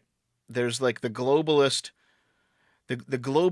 kind of tentacling nightmare that is the World Economic Forum and all of their like connect everyone, make everyone the same thing, global homo, everyone becomes like a lifeless gray blob with no distinctions between them. That's like the socialist vision, like the globalist socialist, abolish all classes, abolish all races, abolish all genders kind of thing. I made the point on Twitter yesterday that I believe that socialists don't actually care about trans activism. They use it as a means to an end because socialism is about abolishing distinctions, classes, races, and genders, and one way to move forward in abolishing gender is to co-opt trans activism. That's what I think. That's the place I've come to when it comes to socialists and trans activism. It's not real, in my opinion. But that is like the globalist view of things, is like we need to basically conglomerate everything into a global hegemony. Now, Russia attacking Ukraine goes against that plan. And so there are rightists who are like, yes, finally, someone's standing up to global homo. But you know what? It's just a different kind of evil. It's a different kind of evil. Neither of them are good. Neither of them are worth supporting. Like, simply, like, if you want to take an example of right-wing people would understand, like, in Russia, like, the abortion rate is way higher than any other places in the world. Mm. And it's just, like, not, like, it's not the perfect, like, a utopia that you think it is. It is definitely not. Russia simps are But kind of morally reprehensible. Russia simps today are the same as Russia simps 40 years ago. The USSR was also bad. Let me see here. Yeah. I think there's like it's kind of silly how like there's like horseshoe theories, similarities on so many ways. Mm-hmm. Yeah, it's coherent to oppose both. Choose virtue, not lesser evils. Yes. You don't need to choose National Socialism or International Socialism. There are other things. You don't need to have either of them, all right? Who is saying Russia's standing up to the globalists? Dude, turn on Fox News. Okay. Look at Tucker Carlson. Dude, that clip that I played that where Glenn Greenwald got interrupted by Trump, they were saying that in that clip. Okay? All right. So I'm going to... How about I pull up the super chats? Because I think at this point... Glenn Greenwald still calls himself a leftist. He might. I don't know. I just think he's a goon. Or I might be thinking of somebody else. Maybe. So there's a lot of super chats. I'm going to try to go through them quickly. Okay, guys? I guess before I do want to point out, despite everything happening, I'm still doing the gaming stream tonight because, everyone needs some escapism. So I'll just drop that. But Dev, you don't have the right to game. If you talk anything against Russia, that means you should go down to a recruitment office right now. Yep. You're just a soy-filled coomer for liking video games and having off time. All right. So yeah, I'll be streaming there. To grow up. I'll be streaming and there. Give up the childish things. God. I'll be streaming some video games in about 4 hours, guys. We're going to finish up Skyward Sword, so make sure you tune in. I would really appreciate it if you do. Hashtag. Yes. I'd really appreciate it if you tune in. And also, new SFO content coming soon. I've been writing like mad recently. There's a lot of good scripts. We're waiting on a few things. A little bit of new artwork. I'm having the channel reviewed for the silver play button, so I got to be a little bit less edgy until that button is confirmed to be in the mail. Then I can return to normal. But content's coming. Don't worry. Don't worry about it, okay? Maybe a little melodramatic of me. Do you think humanity has learned much from past mistakes? No, because you have to keep relearning it because people die and then the knowledge isn't fully passed on. So you have to keep relearning a lot of these things. It's not just like never forget World War II. No, you got to do it again eventually. Here, I'm gonna. People do forget. Yes, they do. Yeah. I do need to read the super chats real quick though before we get out of here. No, that's fair. Okay. That's what I was responding to. One of the super chats. Oh, that's right. That was the tribasis, right? Yes, yes. Okay, so there's one from Stug. The real question is, how can monarchy solve this problem? I don't think it can, dude. I don't think it can. David for $5. I thought it was about Russia. Oh, wrong Russia. Wasn't there like a Russia or something? Like a VTuber who just got fucked? Who? With the same, it's a VTuber girl named Rusia who just had like a big drama happen to her at the same time as this is happening. What they do? I don't know. I don't follow VTuber stuff. Neither do I. Nemaima, at least we don't live in boring times. We sure will have some stuff to tell our grandkids. Yeah, fair enough. Fair enough, man. Retneck, do you watch What If Alt Hist? Kind of, sometimes. Not all the time, though.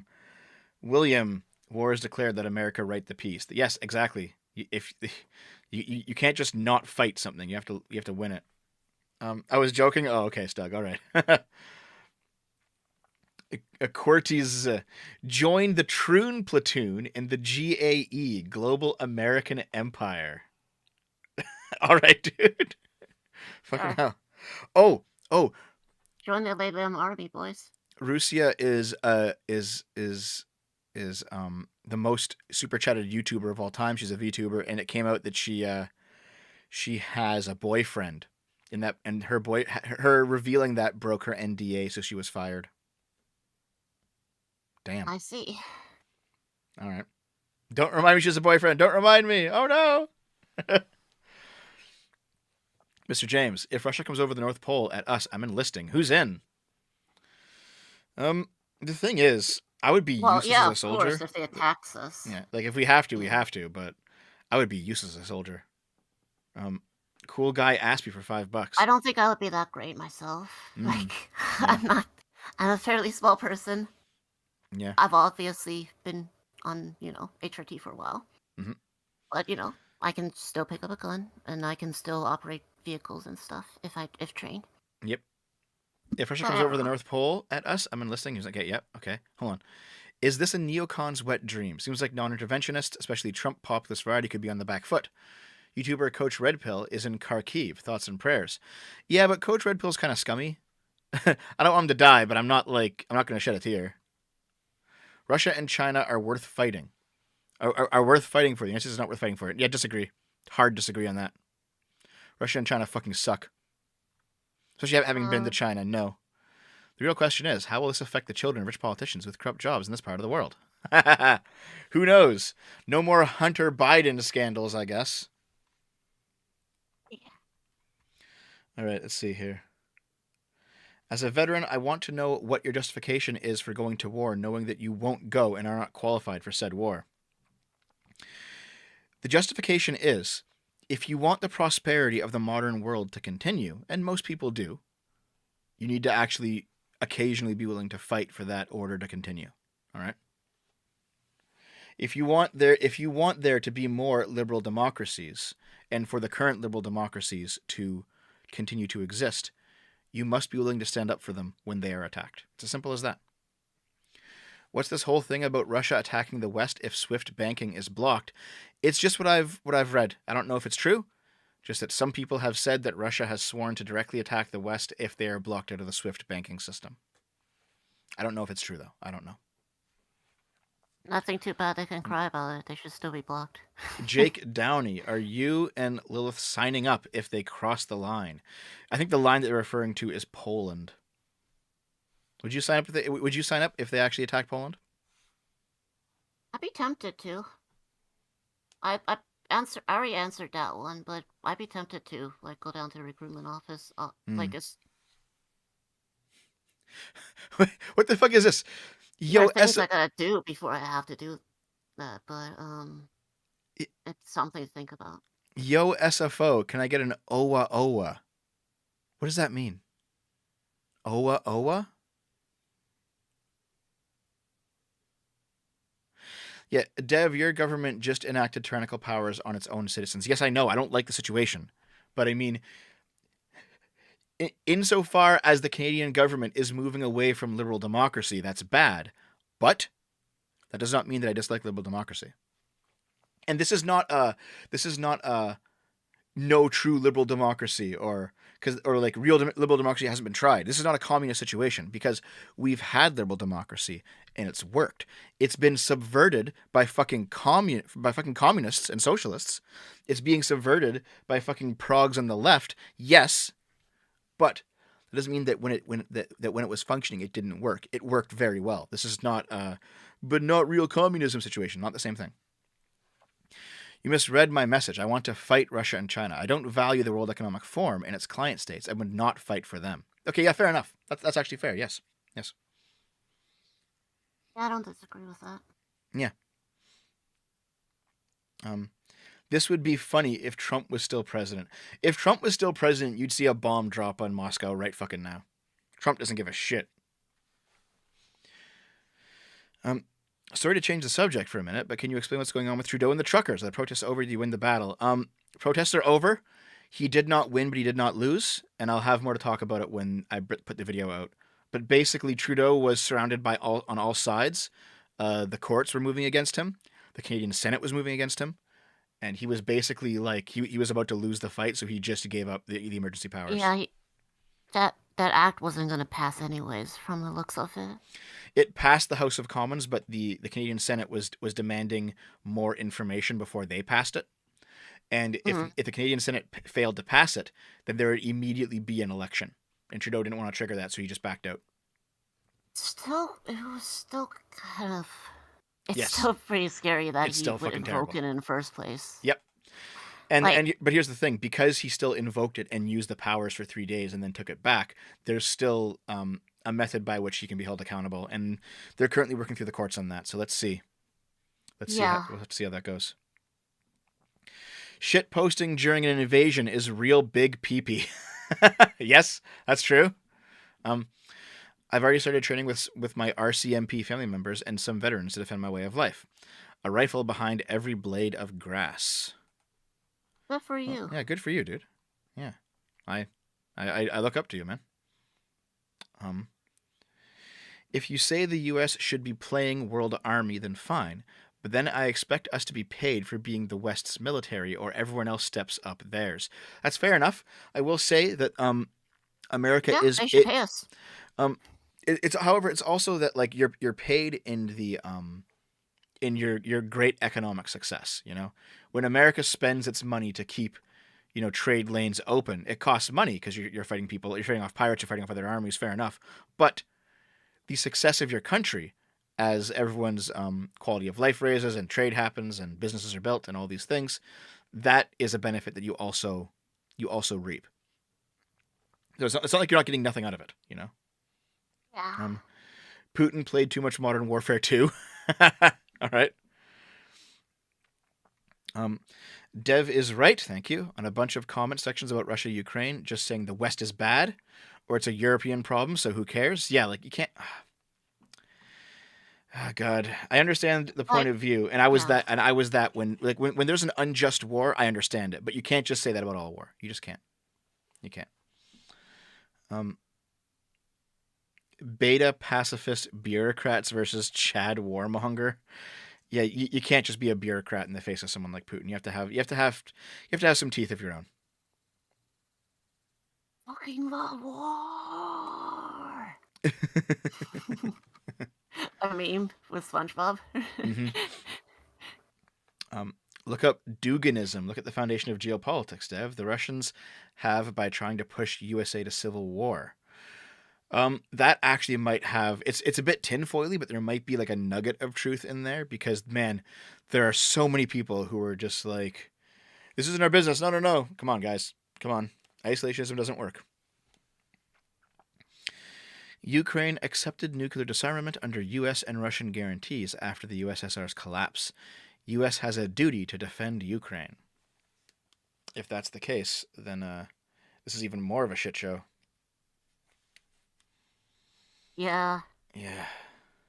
If we do have a duty to defend Ukraine, then it's a little different story.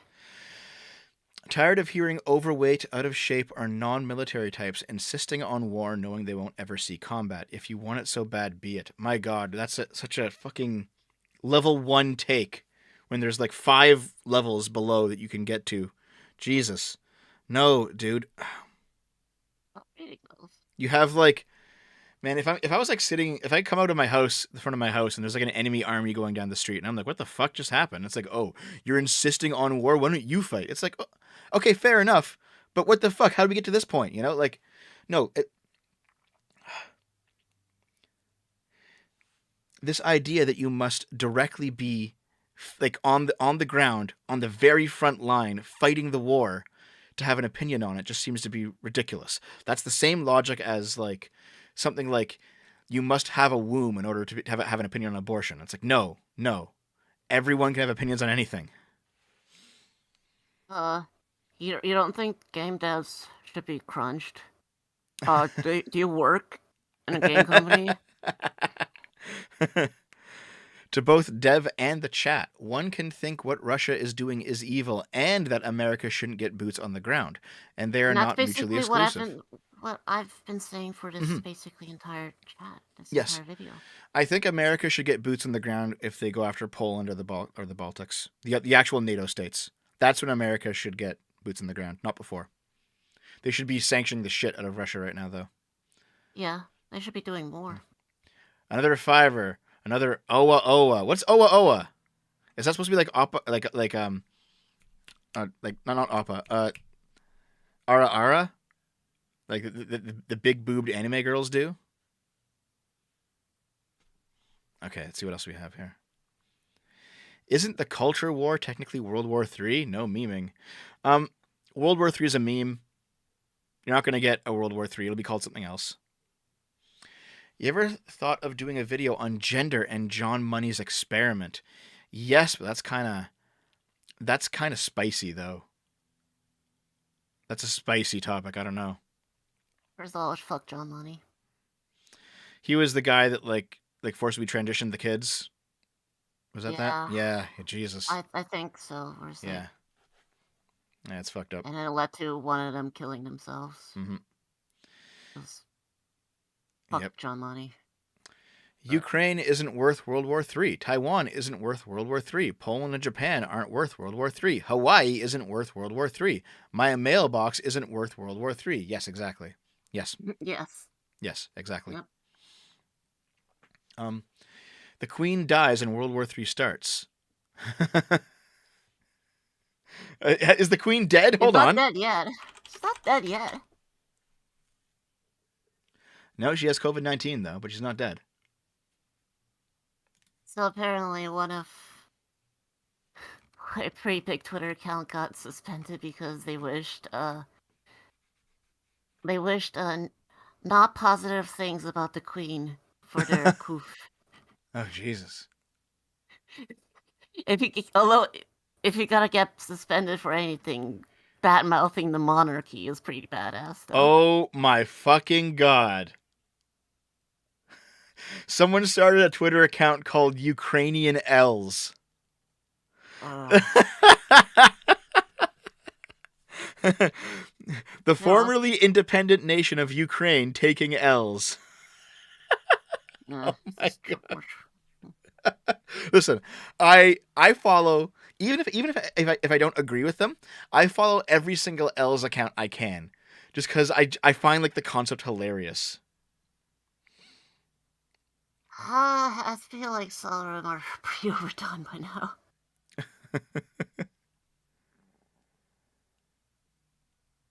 Oh god.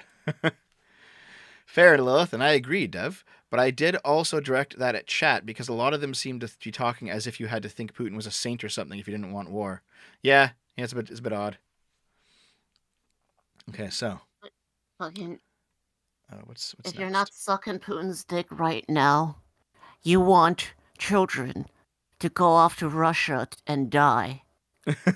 Dev. Damn. If you are not slurping on Putin's fucking Russian cock, you are going. You are just telling people to just die for the global order. Let's see here. If Biden wasn't a sponge before, this would most likely not have come to this, right? Okay, we heard that. Okay, how's it going, Gremlin and Lilith? Are you having a blast? Thanks for that, pal. Ba-da-ba. I don't think Russia has the force to project through Ukraine. Occupying Donbass will be costly enough. It seems like they're making a satellite to up their buffer. Yeah, that's what it seems like too. I don't think nobody's having a blast, except aside from, Yeah. Not gonna lie, this is not very poggers, you guys. Yeah, that's true. Do you have any concerns for U.S. citizens? U.S. citizens? No, you guys are fine. You mean no, Ukrainian citizens? I think they meant like U.S. citizens in Ukraine. Mm. And yes, I believe Biden administration did also come out that they would not be doing evacuations. Jesus, what the fuck? Yeah, let me pull it up. Fucking hell, Biden. Apparently V is streaming right now, so I guess if you don't want to hear the super chats, go watch V, because we are at the end of the show here. And as always, follow the pinned comment, my gaming channels. I'll be streaming there in a few hours, so make sure to show up and say hi. But yeah, if you want someone else to watch, V is in Romania, so he's like a stone's throw away from Ukraine, so he probably has some pretty good insights. I should just do these live streams more, honestly. Yeah. Well, that's what the Devin Lilith channel is for. Coming soon, eventually. Yes. Eventually. Adam Friended has suggested. I don't know. Is there some way I can handle the screen and bring up stories, because I'm having some trouble handling the dead air when you go away. Yeah, I'll make something more official. This is like something I slapped together in like 10 minutes before we started. I'll make something more official when we actually do the Devin Lilith thing. Sure. Boots on the ground if Russia starts going too far. Right now, sanctions. NATO forces aren't prepared to go toe-to-toe immediately. It wouldn't be good. Yeah, fair enough, yeah. Oh yeah, V is already stealing Russian equipment. Yeah, the Romanians already managed to steal like a Russian plane, I think. Based. Because it like flew too close to their border, so they just like took it. Based gypsies. Based gypsies. Friended has suggested Romanian music. Friended has suggested that sanctions won't do much. You should talk to him and get his sources. Yeah, I'll talk to him about it. I don't know if I agree with him, but Friended's a good guy. Which side are you on, the Truman Doctrine or fascism? These are your options. Come on, guys. Oh no, the Jews are being displaced and there's mobile crematoriums. Oh no. Dev, you've invoked Godwin's law in 5 minutes of streaming to justify some international military response to what is essentially a regional conflict. Here's the thing. Things aren't really regional anymore because other powers are looking and watching. And if America appears weak, then things will begin to snowball. It is unfortunate, but that is the nature of politics right now. Someone gave me 1,000 rubles and said, have my quickly burning currency. Damn, Putin. I mean, take care of yourself, dude, because I know that, like the ruble just, I think there was like a 20% inflation, like just right now. Like, holy fuck. So, like, take care of yourself, man. Like, shit. Yeah, take care. Yeah. Late last night, I saw people tweeting the hashtag Ukraine is George Floyd unironically. It's just as cancerous as you think it is. Yeah. There's no way they were doing it unironically. I saw a few unironic ones. That sounds like a pull-op. I think it's a pull-op that, like, leftoids actually thought was real and just ran with it. Yeah. Fucking dumb, really dumb if people actually did that, though. Yep. Here. I'm going to find Romanian TV so you guys know which channel he is. Wait, he's not even streaming on it. Oh, no, it's his channel now is V Live Streams. All right. If you guys want... We're just reading Super Chats now. We're done talking about Ukraine for the minute. So if you want to watch more coverage, head over to that channel I just posted in the chat. That is V's channel. V is a good friend of mine from Romania. Tell him that Dev sent you, okay? Or else you'll be banned. Let's see. From Zontar, I am now Class 1 semi-tractor certified. Good job, man. In Cardanine, the true purpose of this invasion is to find and kill Strelok. I don't get that meme. Is that a meme? Release the Chernobyl men. Donate now and get a free Ukrainian mail-order bride. Listen, there are some nice-looking Ukrainian women out there. I don't know if you know. There's a few. No, Dev, you're falling for Nazi propaganda. Oh, no. Remember, I posted, like, evacuate the Ukrainians, and I posted, like, a hot Ukrainian girl. Then I said, evacuate the Ukrainian men, too. And I posted, like a Ukrainian femboy. Nice. And there was, like, a socialist who follows me, and he's like, Dev finally getting in on international aid because he's a coomer. Yes, we should. Yes, bring all the Ukrainian femboys and women over, or just people in general, because fucking hell. If this is a humanitarian crisis, gotta remember people are dying. China and Russia are both paper tigers. Read Peter Zeihan's book, Disunited... I've heard of it, I haven't read it. Disunited Nations. Russia is having its last gasp of superpower status, and China is economically fragile, relying on the U.S. to maintain global stability. Yeah. I know, for example, China has a lot of U.S. dollars, and so if America's economy collapses, suddenly all that value disappears. So China's actually incentivized for America to succeed right now. So they can't... So China can't... economic ties. Yes. My soy gamer take is that they're taking cover on subway stations, just like in Metro. What do you think of the Sargon versus academic agent debate on the Dark Enlightenment position? I watched it. I was not impressed by academic agent. And I think after about 30 minutes in, Sargon had the barrel over him. And I don't say that just because Sargon's my friend. I say Sargon cut into an Applebee's commercial. I say it because academic agent seems to view all liberals as being Rousseauian in nature, and Sargon is not a Rousseauian liberal. Sargon does not believe in the fiction of, like, the grand politic, or this idea that sovereignty is actually derived directly from the people. Sargon he seems to accept the truth, and it is a truth, that all systems of government are fundamentally based on a lie. That is a truth. And academic agent made that point, and it's true, but he didn't manage to discredit liberal democracy with it, and that's what had to happen. This idea that power is derived from the people, it is a convenient lie, because there's always still going to be party politics. There's always still going to be other considerations at play. That's why, like, the socialists who want democracy everywhere, they're like politically naive. They don't understand how power works. But even though that's all true, that doesn't discount liberal democracy being a better system than, for example, monarchy or fascist autocracy or something like that. Inflate the currency to own the CCP, says Stug. Oh, God. Maybe that's what they're doing.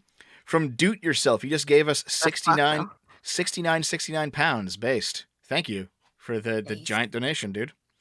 And Gregor's last 2 euro shekels, but you left my Soria. Well, thanks, Gregor. You supported me a lot. Thank you very much. Thank you very much. Thanks, guys.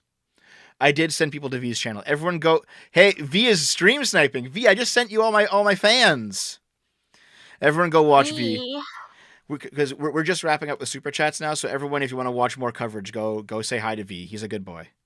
He gypsied a few planes from the Russians, apparently. Fucking based. This time, do not kick V. Let's see. What else is... 4 generals are on suicide watch getting sent to war zones. Are the generals being sent? Jesus. Somebody is anti-American for different reasons than this. Okay. Okay, fair enough. They indiscriminately blew up airports. I can see Russians doing that, yeah. Isolationism works if everyone is an isolationist, just like libertarianism and socialism. Any universalist doctrine falls apart in a particularity reality. So absolutely. Yeah. Absolutely. As soon as people begin operating on particularist lines, you can't have this rule set must be applied to everyone with no force behind it, you know? Eventually, yeah, it's like if you come up against a different system and that system has different goals than yours, and they're willing to stand for theirs and enforce theirs, then at the basic minimum, you must be willing to stand and enforce yours. You can't just be like, well, the rules said you couldn't do this. Nope. You have to fight. It's just how it is. I'll post V's channel again. There it is. There it is, guys. Are we coming up? Oh, somebody posted what it asked about the link to the Ukrainian army donation. You should probably post that too. I lost it, actually. I don't have it anymore. Okay. Yeah, I think it's on Ukraine's Twitter account. Just go there, guys. They have it. They have it there. Yeah, just go there if you wanted to donate and stuff. The best option is to sell advanced gear to the Ukrainians on credit. Sanction China if you truly want Western sanctions on Russia to work. Okay, yeah, fair enough. That makes sense. This is Mother Russia's next bloody period, possibly. I agree we should intervene, but I don't know what the level of involvement. The best thing right now is to funnel money, weapons, and capital to Ukraine. Then maybe send an aircraft carrier to wait and see. I could see that being the case too. Yeah. But yeah, like boots on the ground in Ukraine right now, I think would be too much. But you can't just be weak. You cannot. Yeah. $5 from Toot. If Hassan defends the invasion of Taiwan by West Taiwan, how pissed will Lilith be as a Taiwanese national? He's already done it, and I've shat on him publicly for it. I imagine I'd probably be pissed in the sense that I disagree with him. Actually, but, should we? He made a really dumb comparison with, what if China decided to send weapons to Hawaii? As if that's a fucking fair comparison. Yeah. All right. Actually, maybe we should spoil the future a little bit, guys. A Hassan video is coming. Oh yes, we are. No spoilers. No spoilers. Oh, okay. No spoilers. But it's coming. Yes, it's coming. But we're gonna talk about Hassan. Yes. Hassan's been a bad boy. Yes. And not on a geopolitical front, but on some other things. Well, on every front, basically. Oh yeah, sure. We're just gonna talk about Hassan and other things. Putin said he was going to denazify Ukraine while having a neo-Nazi battalion in the Russian army. Jesus. Yeah. This is a reverse Operation Barbarossa.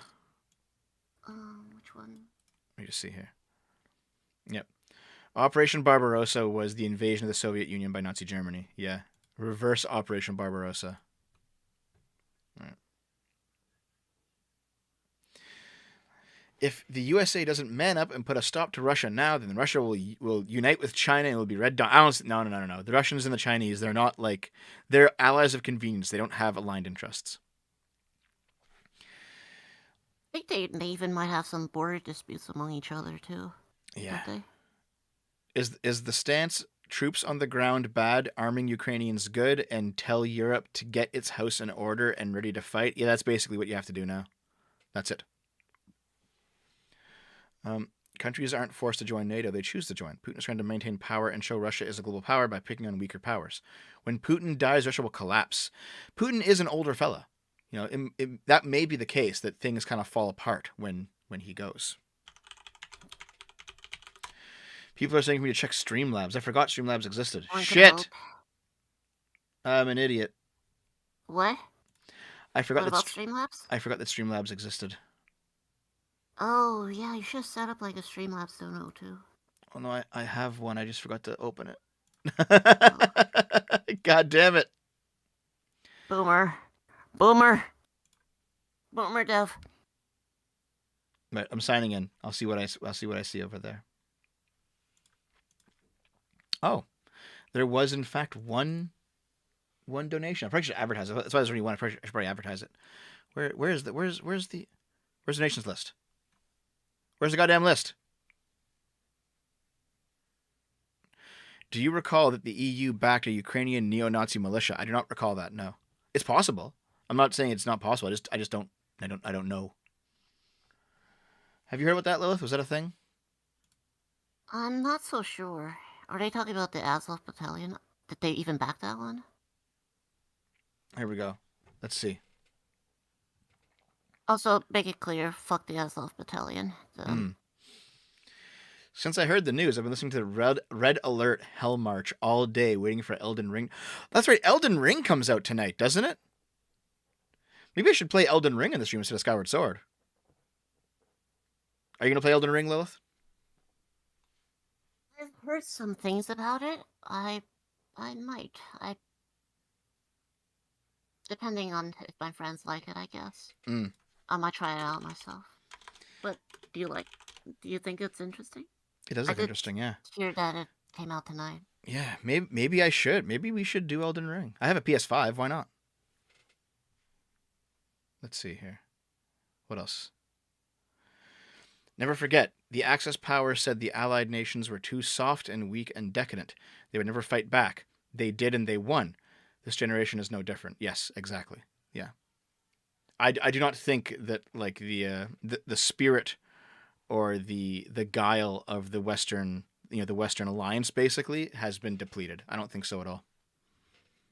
Yes. Okay. If you guys are saying that, if you guys are saying yes, fine. Drop by the gaming channel tonight. We'll do Elden Ring instead. Okay. I pinned the gaming channel. Go follow that. We'll do that. Okay. It's the height of arrogance for Boris Johnson, Trudeau, and Biden to talk about democracy. How bad would Russia be compared to the West right now? I don't agree with that at all. I don't agree with that. Like, yes, nobody likes what happened under COVID. That was a slide toward authoritarianism, but Russia has been consistently that bad and worse. All right, and they've been doing it since long before COVID.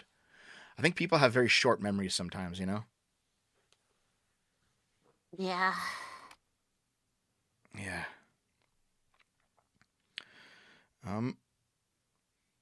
Let's see. Dude, this just in. Someone sent me a 7-second video of a Ukrainian civilian filming a Russian jet missile striking 2 blocks next to them. Jesus. Yeah, there's lots of videos like that right now. What is the ideal outcome of this conflict, in your opinion? I can only hope that this ends up with Ukraine signing a pact to never join NATO nor the WTO. It needs to remain a buffer state. Yeah, I don't know what the ideal outcome is. There's like no ideal outcome, to be honest. Yeah. I think, like, first of all, there needs to be de-escalation. Mm-hmm. I wouldn't have a problem with Ukraine signing a declaration that they're not going to join NATO, even though if I were Ukraine, if I were a Ukrainian, I would want to join NATO. But yeah. Of course, I mean it's rough. It's fucking. I have doubts that Russia would give back Crimea even during that concession. Or the areas they've already invaded. The big issue is, because those places do actually have ethnic Russians living in them, and those ethnic Russians do actually want to be part of Russia. That's a tough sell for the people who are living there. But that's also used to excuse far worse things, you know. Imagine thinking the LGBTQIA LMNOP+ army can stand a snowball's chance in hell against Russia or China. Here's the thing: they don't have That's to. Cope. They That's cope. They have drones and guided missiles. They don't have to give a shit. It's like, oh, Russia has these ultra masculine military commercials. Fucking yeah, that's gonna do lots of good against fucking the hardware. Let's see. Although people have shown concern about chemical and strategic weapons. Won't happen. Russia wants the land. They won't make it accessible. Still bad. Yeah, I know what you mean. I think that's kind of a hard... Wait, what? I'm reading that again.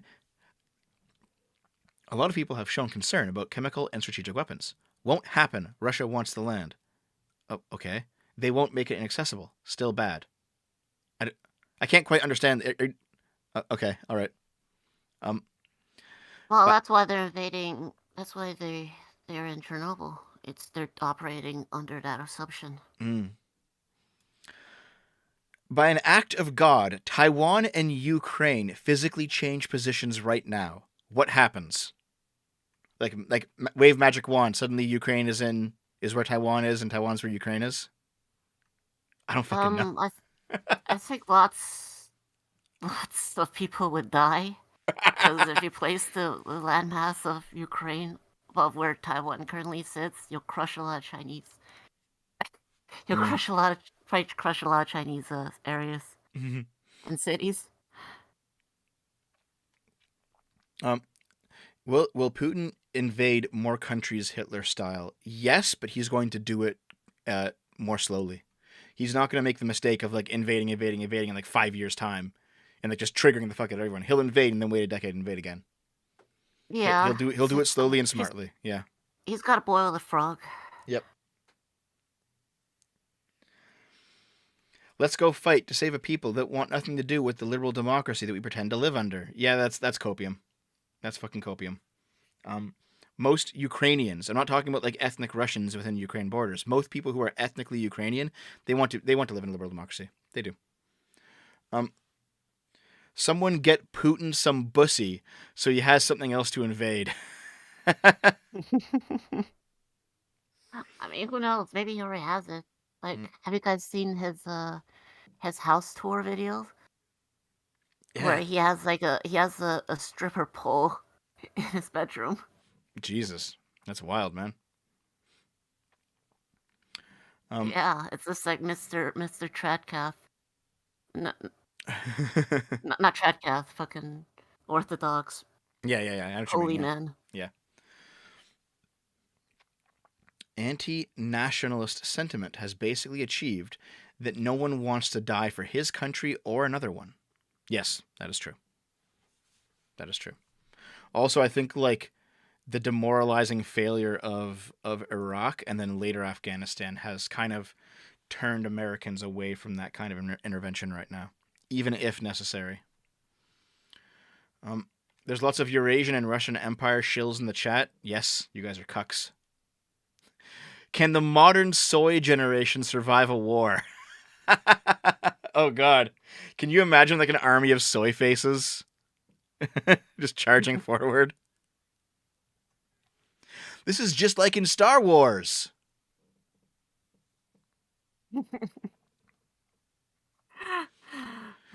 Would you say that the benefit of liberal democracies is that those that do organize and wait their time have a chance to enact their views and policies? That is one of the benefits, yes. Not the only benefit, but one of many.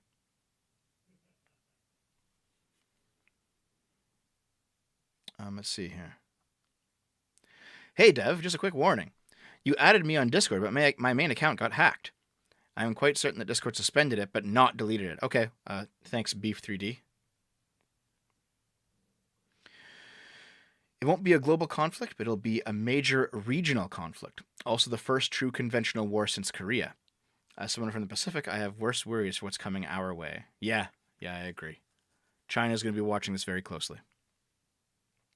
They sure would. Do you believe the Ukrainians can hold out until international intervention? Probably not. Probably not. Probably not. But, like, taking over a country is one thing. Holding it, that's a whole different ballpark there. Like, America took over Iraq and Afghanistan in, like, a few days, didn't they? Mm-hmm. Like, they just took it over instantly. The trouble came afterwards, the occupation. Yep. And honestly, I believe, America shouldn't have tried... Even if they do take over all of Ukraine, there's going to be, like, fights going on. There's going to be, like, guerrilla warfare. Yeah. The truth is, America shouldn't have even tried to turn Afghanistan into a liberal democracy. They should have fucking flattened the place and then left. I don't know if I agree with that. I think we should have just stayed away. No. In Afghanistan, they attacked you guys. You had to move in. 9/11 was an attack from Afghanistan on you. You have to go in there and fuck their shit up and say, don't do it again, and then you leave. No, I'm not saying we leave the terrorists alone. I'm saying it's like, we don't fucking... Like, actually try to, like regime change it? Yeah. Well, yeah. Mm-hmm. I think I'm more against regime changes than anything else. Yeah, the West needs to realize they can't liberalize everyone. That's true. If there are shitholes in the world that don't want to liberalize and keep living in shit and eating shit, they can continue to do so as long as they leave us alone. If they don't leave us alone, they can have bombs land on their heads. I'm okay with being a liberal nationalist in that way. I'm okay with that. Get your Labo army ready, Zoomers. It's draft time. Fucking Labo armor. God, have you seen like Nintendo Labos? Yeah. Do they still do those? I think it's still them. Yeah. I think I don't know. It's just freaking hilarious. Mm-hmm. Have you seen the picture of the Wojak in his underwear doing the Labo? Yes. Yes. The Labo dance. Yes. Yeah, let's see. My wife's boyfriend bought me this Nintendo Labo. No, if you're for liberalism, then you subscribe to the idea that everyone must be liberalized. No, I don't. No, I just fucking told you I don't. Like, it's... God. I think it's good when people are liberalized. If you believe in this thing, then you have to believe in the very specific interpretation that I want to straw man you with. No. I think it's good when people choose to liberalize themselves, but yes, I don't think it's something that should be enforced. This is bad all around. If we go to war, it's not good. If we do nothing, it makes us look weak. And if we sanction them, they make allies with China. Yes, agreed. Yeah, it's not a good thing all around. But if we don't even do sanctions, then what the fuck then? Russia, boot on the ground. Germany, hand glued to the road. Yeah, so that's like the German. There's like activists in Germany who are gluing their hands to the road right now for like climate change bullshit. It's just so stupid. Yep. Right. The Revenge Society for $5. I'm still convinced Extinction Rebellion is a psyop. Oh god, yeah, they are kind of ridiculous, aren't they? Yeah. It's just like, oh, we're gonna smash bank windows with little chisels. Oh, we're gonna glue ourselves onto trains which are already fucking supposed to be more green than cars. Yeah. It's just like, what are you doing? Mm-hmm. They glued themselves onto trains, Dev. Yeah, they're so stupid. I know. Yeah. They're just ridiculous. They're like nothing now though. They're kind of like out of the limelight. $5 from the Revenge Society. I can't sneed. Okay. Even the fucking objectivists advocated to block out the USSR from world trade. Yeah, the objectivists, like, I'm not too much of a fan of Ayn Rand, but she at least had some idea that you can't just live isolated in an ideological bubble, that real politics exist. As a Zoomer, One day you will be red-pilled. As a Zoomer, it terrifies me the shitty woke dystopia I will live in when these whack job woke Zoomers get into power. I'm kind of a doomer on this. Nah, it doesn't happen that way. People become more conservative as they age, and things will change. That does actually happen. People aren't just like crazy fucking socialist radicals forever. When they get out of university and they get a real fucking job, things tend to settle down a little bit. Usually around the time they pay their first taxes. Yes. I'm praying the U.S. doesn't deploy. We don't have any dog in this fight, and as a veteran, I don't want my boys getting killed over this. You do have a dog in the fight. It's just that it's kind of a second-order dog. All right. Read the book, The Foundation of Geopolitics. It's mandatory reading for the Russian military. It talks about using separatist, racist groups to destabilize the USA so we can't bolster NATO. I mean, yeah, a bit tinfoil, makes but sense. maybe possible. You know? No, makes perfect sense. Mm-hmm. India's reporting is full Bollywood. They have PS2 graphics going on as they talk about the situation. Dude, if you can send me videos of that, of like India's PS2 graphics showing the invasion of Ukraine. This also probably won't be our only video on it, since this is ongoing, so... Yeah. Hold on a second here. Senenko, what was wrong about that? I think this is not related.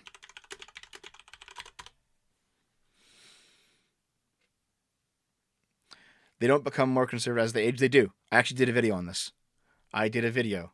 Most people don't change politics too much when they get older. But if they do change politics, overwhelmingly they become more conservative. That is a statistical fact.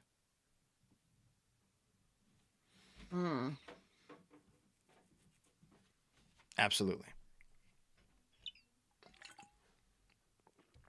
Has to be how things work. I've drank a whole water bottle. This is a big bottle too. Water. Stay hydrated, everyone. But that seems to be the end of all the super chats, guys. So thanks for everyone's support. It's been an amazing stream. Yep. This does kind of suck that all this is happening, but you know, such is life in Russia. No, it's not life in Russia. This is unironically terrible. Mm-hmm. I know what you mean. Yeah. People are fucking dying. Mm-hmm. I mean, all the shit posts and stuff, and in the discussion, it's just, at the end of the day, it's just, this is war as hell. And oh God, it just sucks. Yes, water is good. Mm-hmm. I'm gonna leave this shit show for someone more sensible like V. Okay, dude, you have fun over there. I am already advertising V anyway. In any case, though. Oh no, he's doing the thing you wanted. I told him to do. He owns you. I've noticed something. I've said for a while now. I've said for like 5 years now that I'm a liberal. All right, and I think there is some segment of my audience that has said, or that took that as a dog whistle, legitimately. They're like, oh yeah, you're a liberal, right? That means you're a classical liberal, right? That means, and it's like, no, I actually meant liberal. Like, I don't know what you guys thought I meant when I said liberal. Do you think that I might be anti-woke? Okay. Anti-SJW? Fine. Okay. I'm anti-socialist, anti-progressive? Okay. But I'm still a liberal. So there are people who are like, how come you're not supporting like more authoritarian measures on the right? It's like, well, I'm a liberal. You know, people didn't, they thought that I was like saying something else when I said I was a liberal. And so there's a section of my audience that is significantly more right-leaning than I am. To be fair, liberal means lots of things. True. And but it just seems like... I do say that like I'm a classical liberal specifically because I am, I think it's also based on the time you dedicate on. Like if you get on SJWs too much, people from like the alt-right would think you're one of them. Yes. You know? Mm-hmm. So it's like, it's rough having balance. Mm-hmm. But Toot said $5. What to do if the little man from the draft board came for us? I don't know. You deal with the draft, but we're probably not gonna get drafted. Not over. Yeah, this. I don't think that's gonna happen. This is not big enough for like Western countries to get drafted. I could see if they cross like the line into Poland, then yeah. I could see maybe not a draft, but we would probably definitely do like military responses. Yeah, I do think that Europe's gonna face a draft now, though. That's for sure. If they already haven't. Yep. And Darth Sonic 413 set $5. It's also a slightly misleading fact because it gives people an impression that people inevitably become conservative, which they don't. That's true. That's true. Yeah. So not what everybody becomes conservative. They're just like it's just statistically from what you notice. There's a trend. If people change, there are people who shift leftward as they grow older. Definitely, lots of people do. Oh God, hold on. And there's lots of people who shift more conservative, too. Someone just said, "I'm not a classical liberal, just liberal," and then immediately I'm a classical liberal. No, you misunderstood. That's not what I said. Oh God. Gotcha, Dev. No. Gotcha. No, what I was saying is, there are people who take the label classical liberal to mean something other than classical liberalism. They think it's a dog whistle for something else. But when I say it, I mean it. I'm not a conservative. I am not part of the alt-right. I am not somebody I'm not a traditionalist. I'm not any of those things. I'm a liberal. Okay? That's that.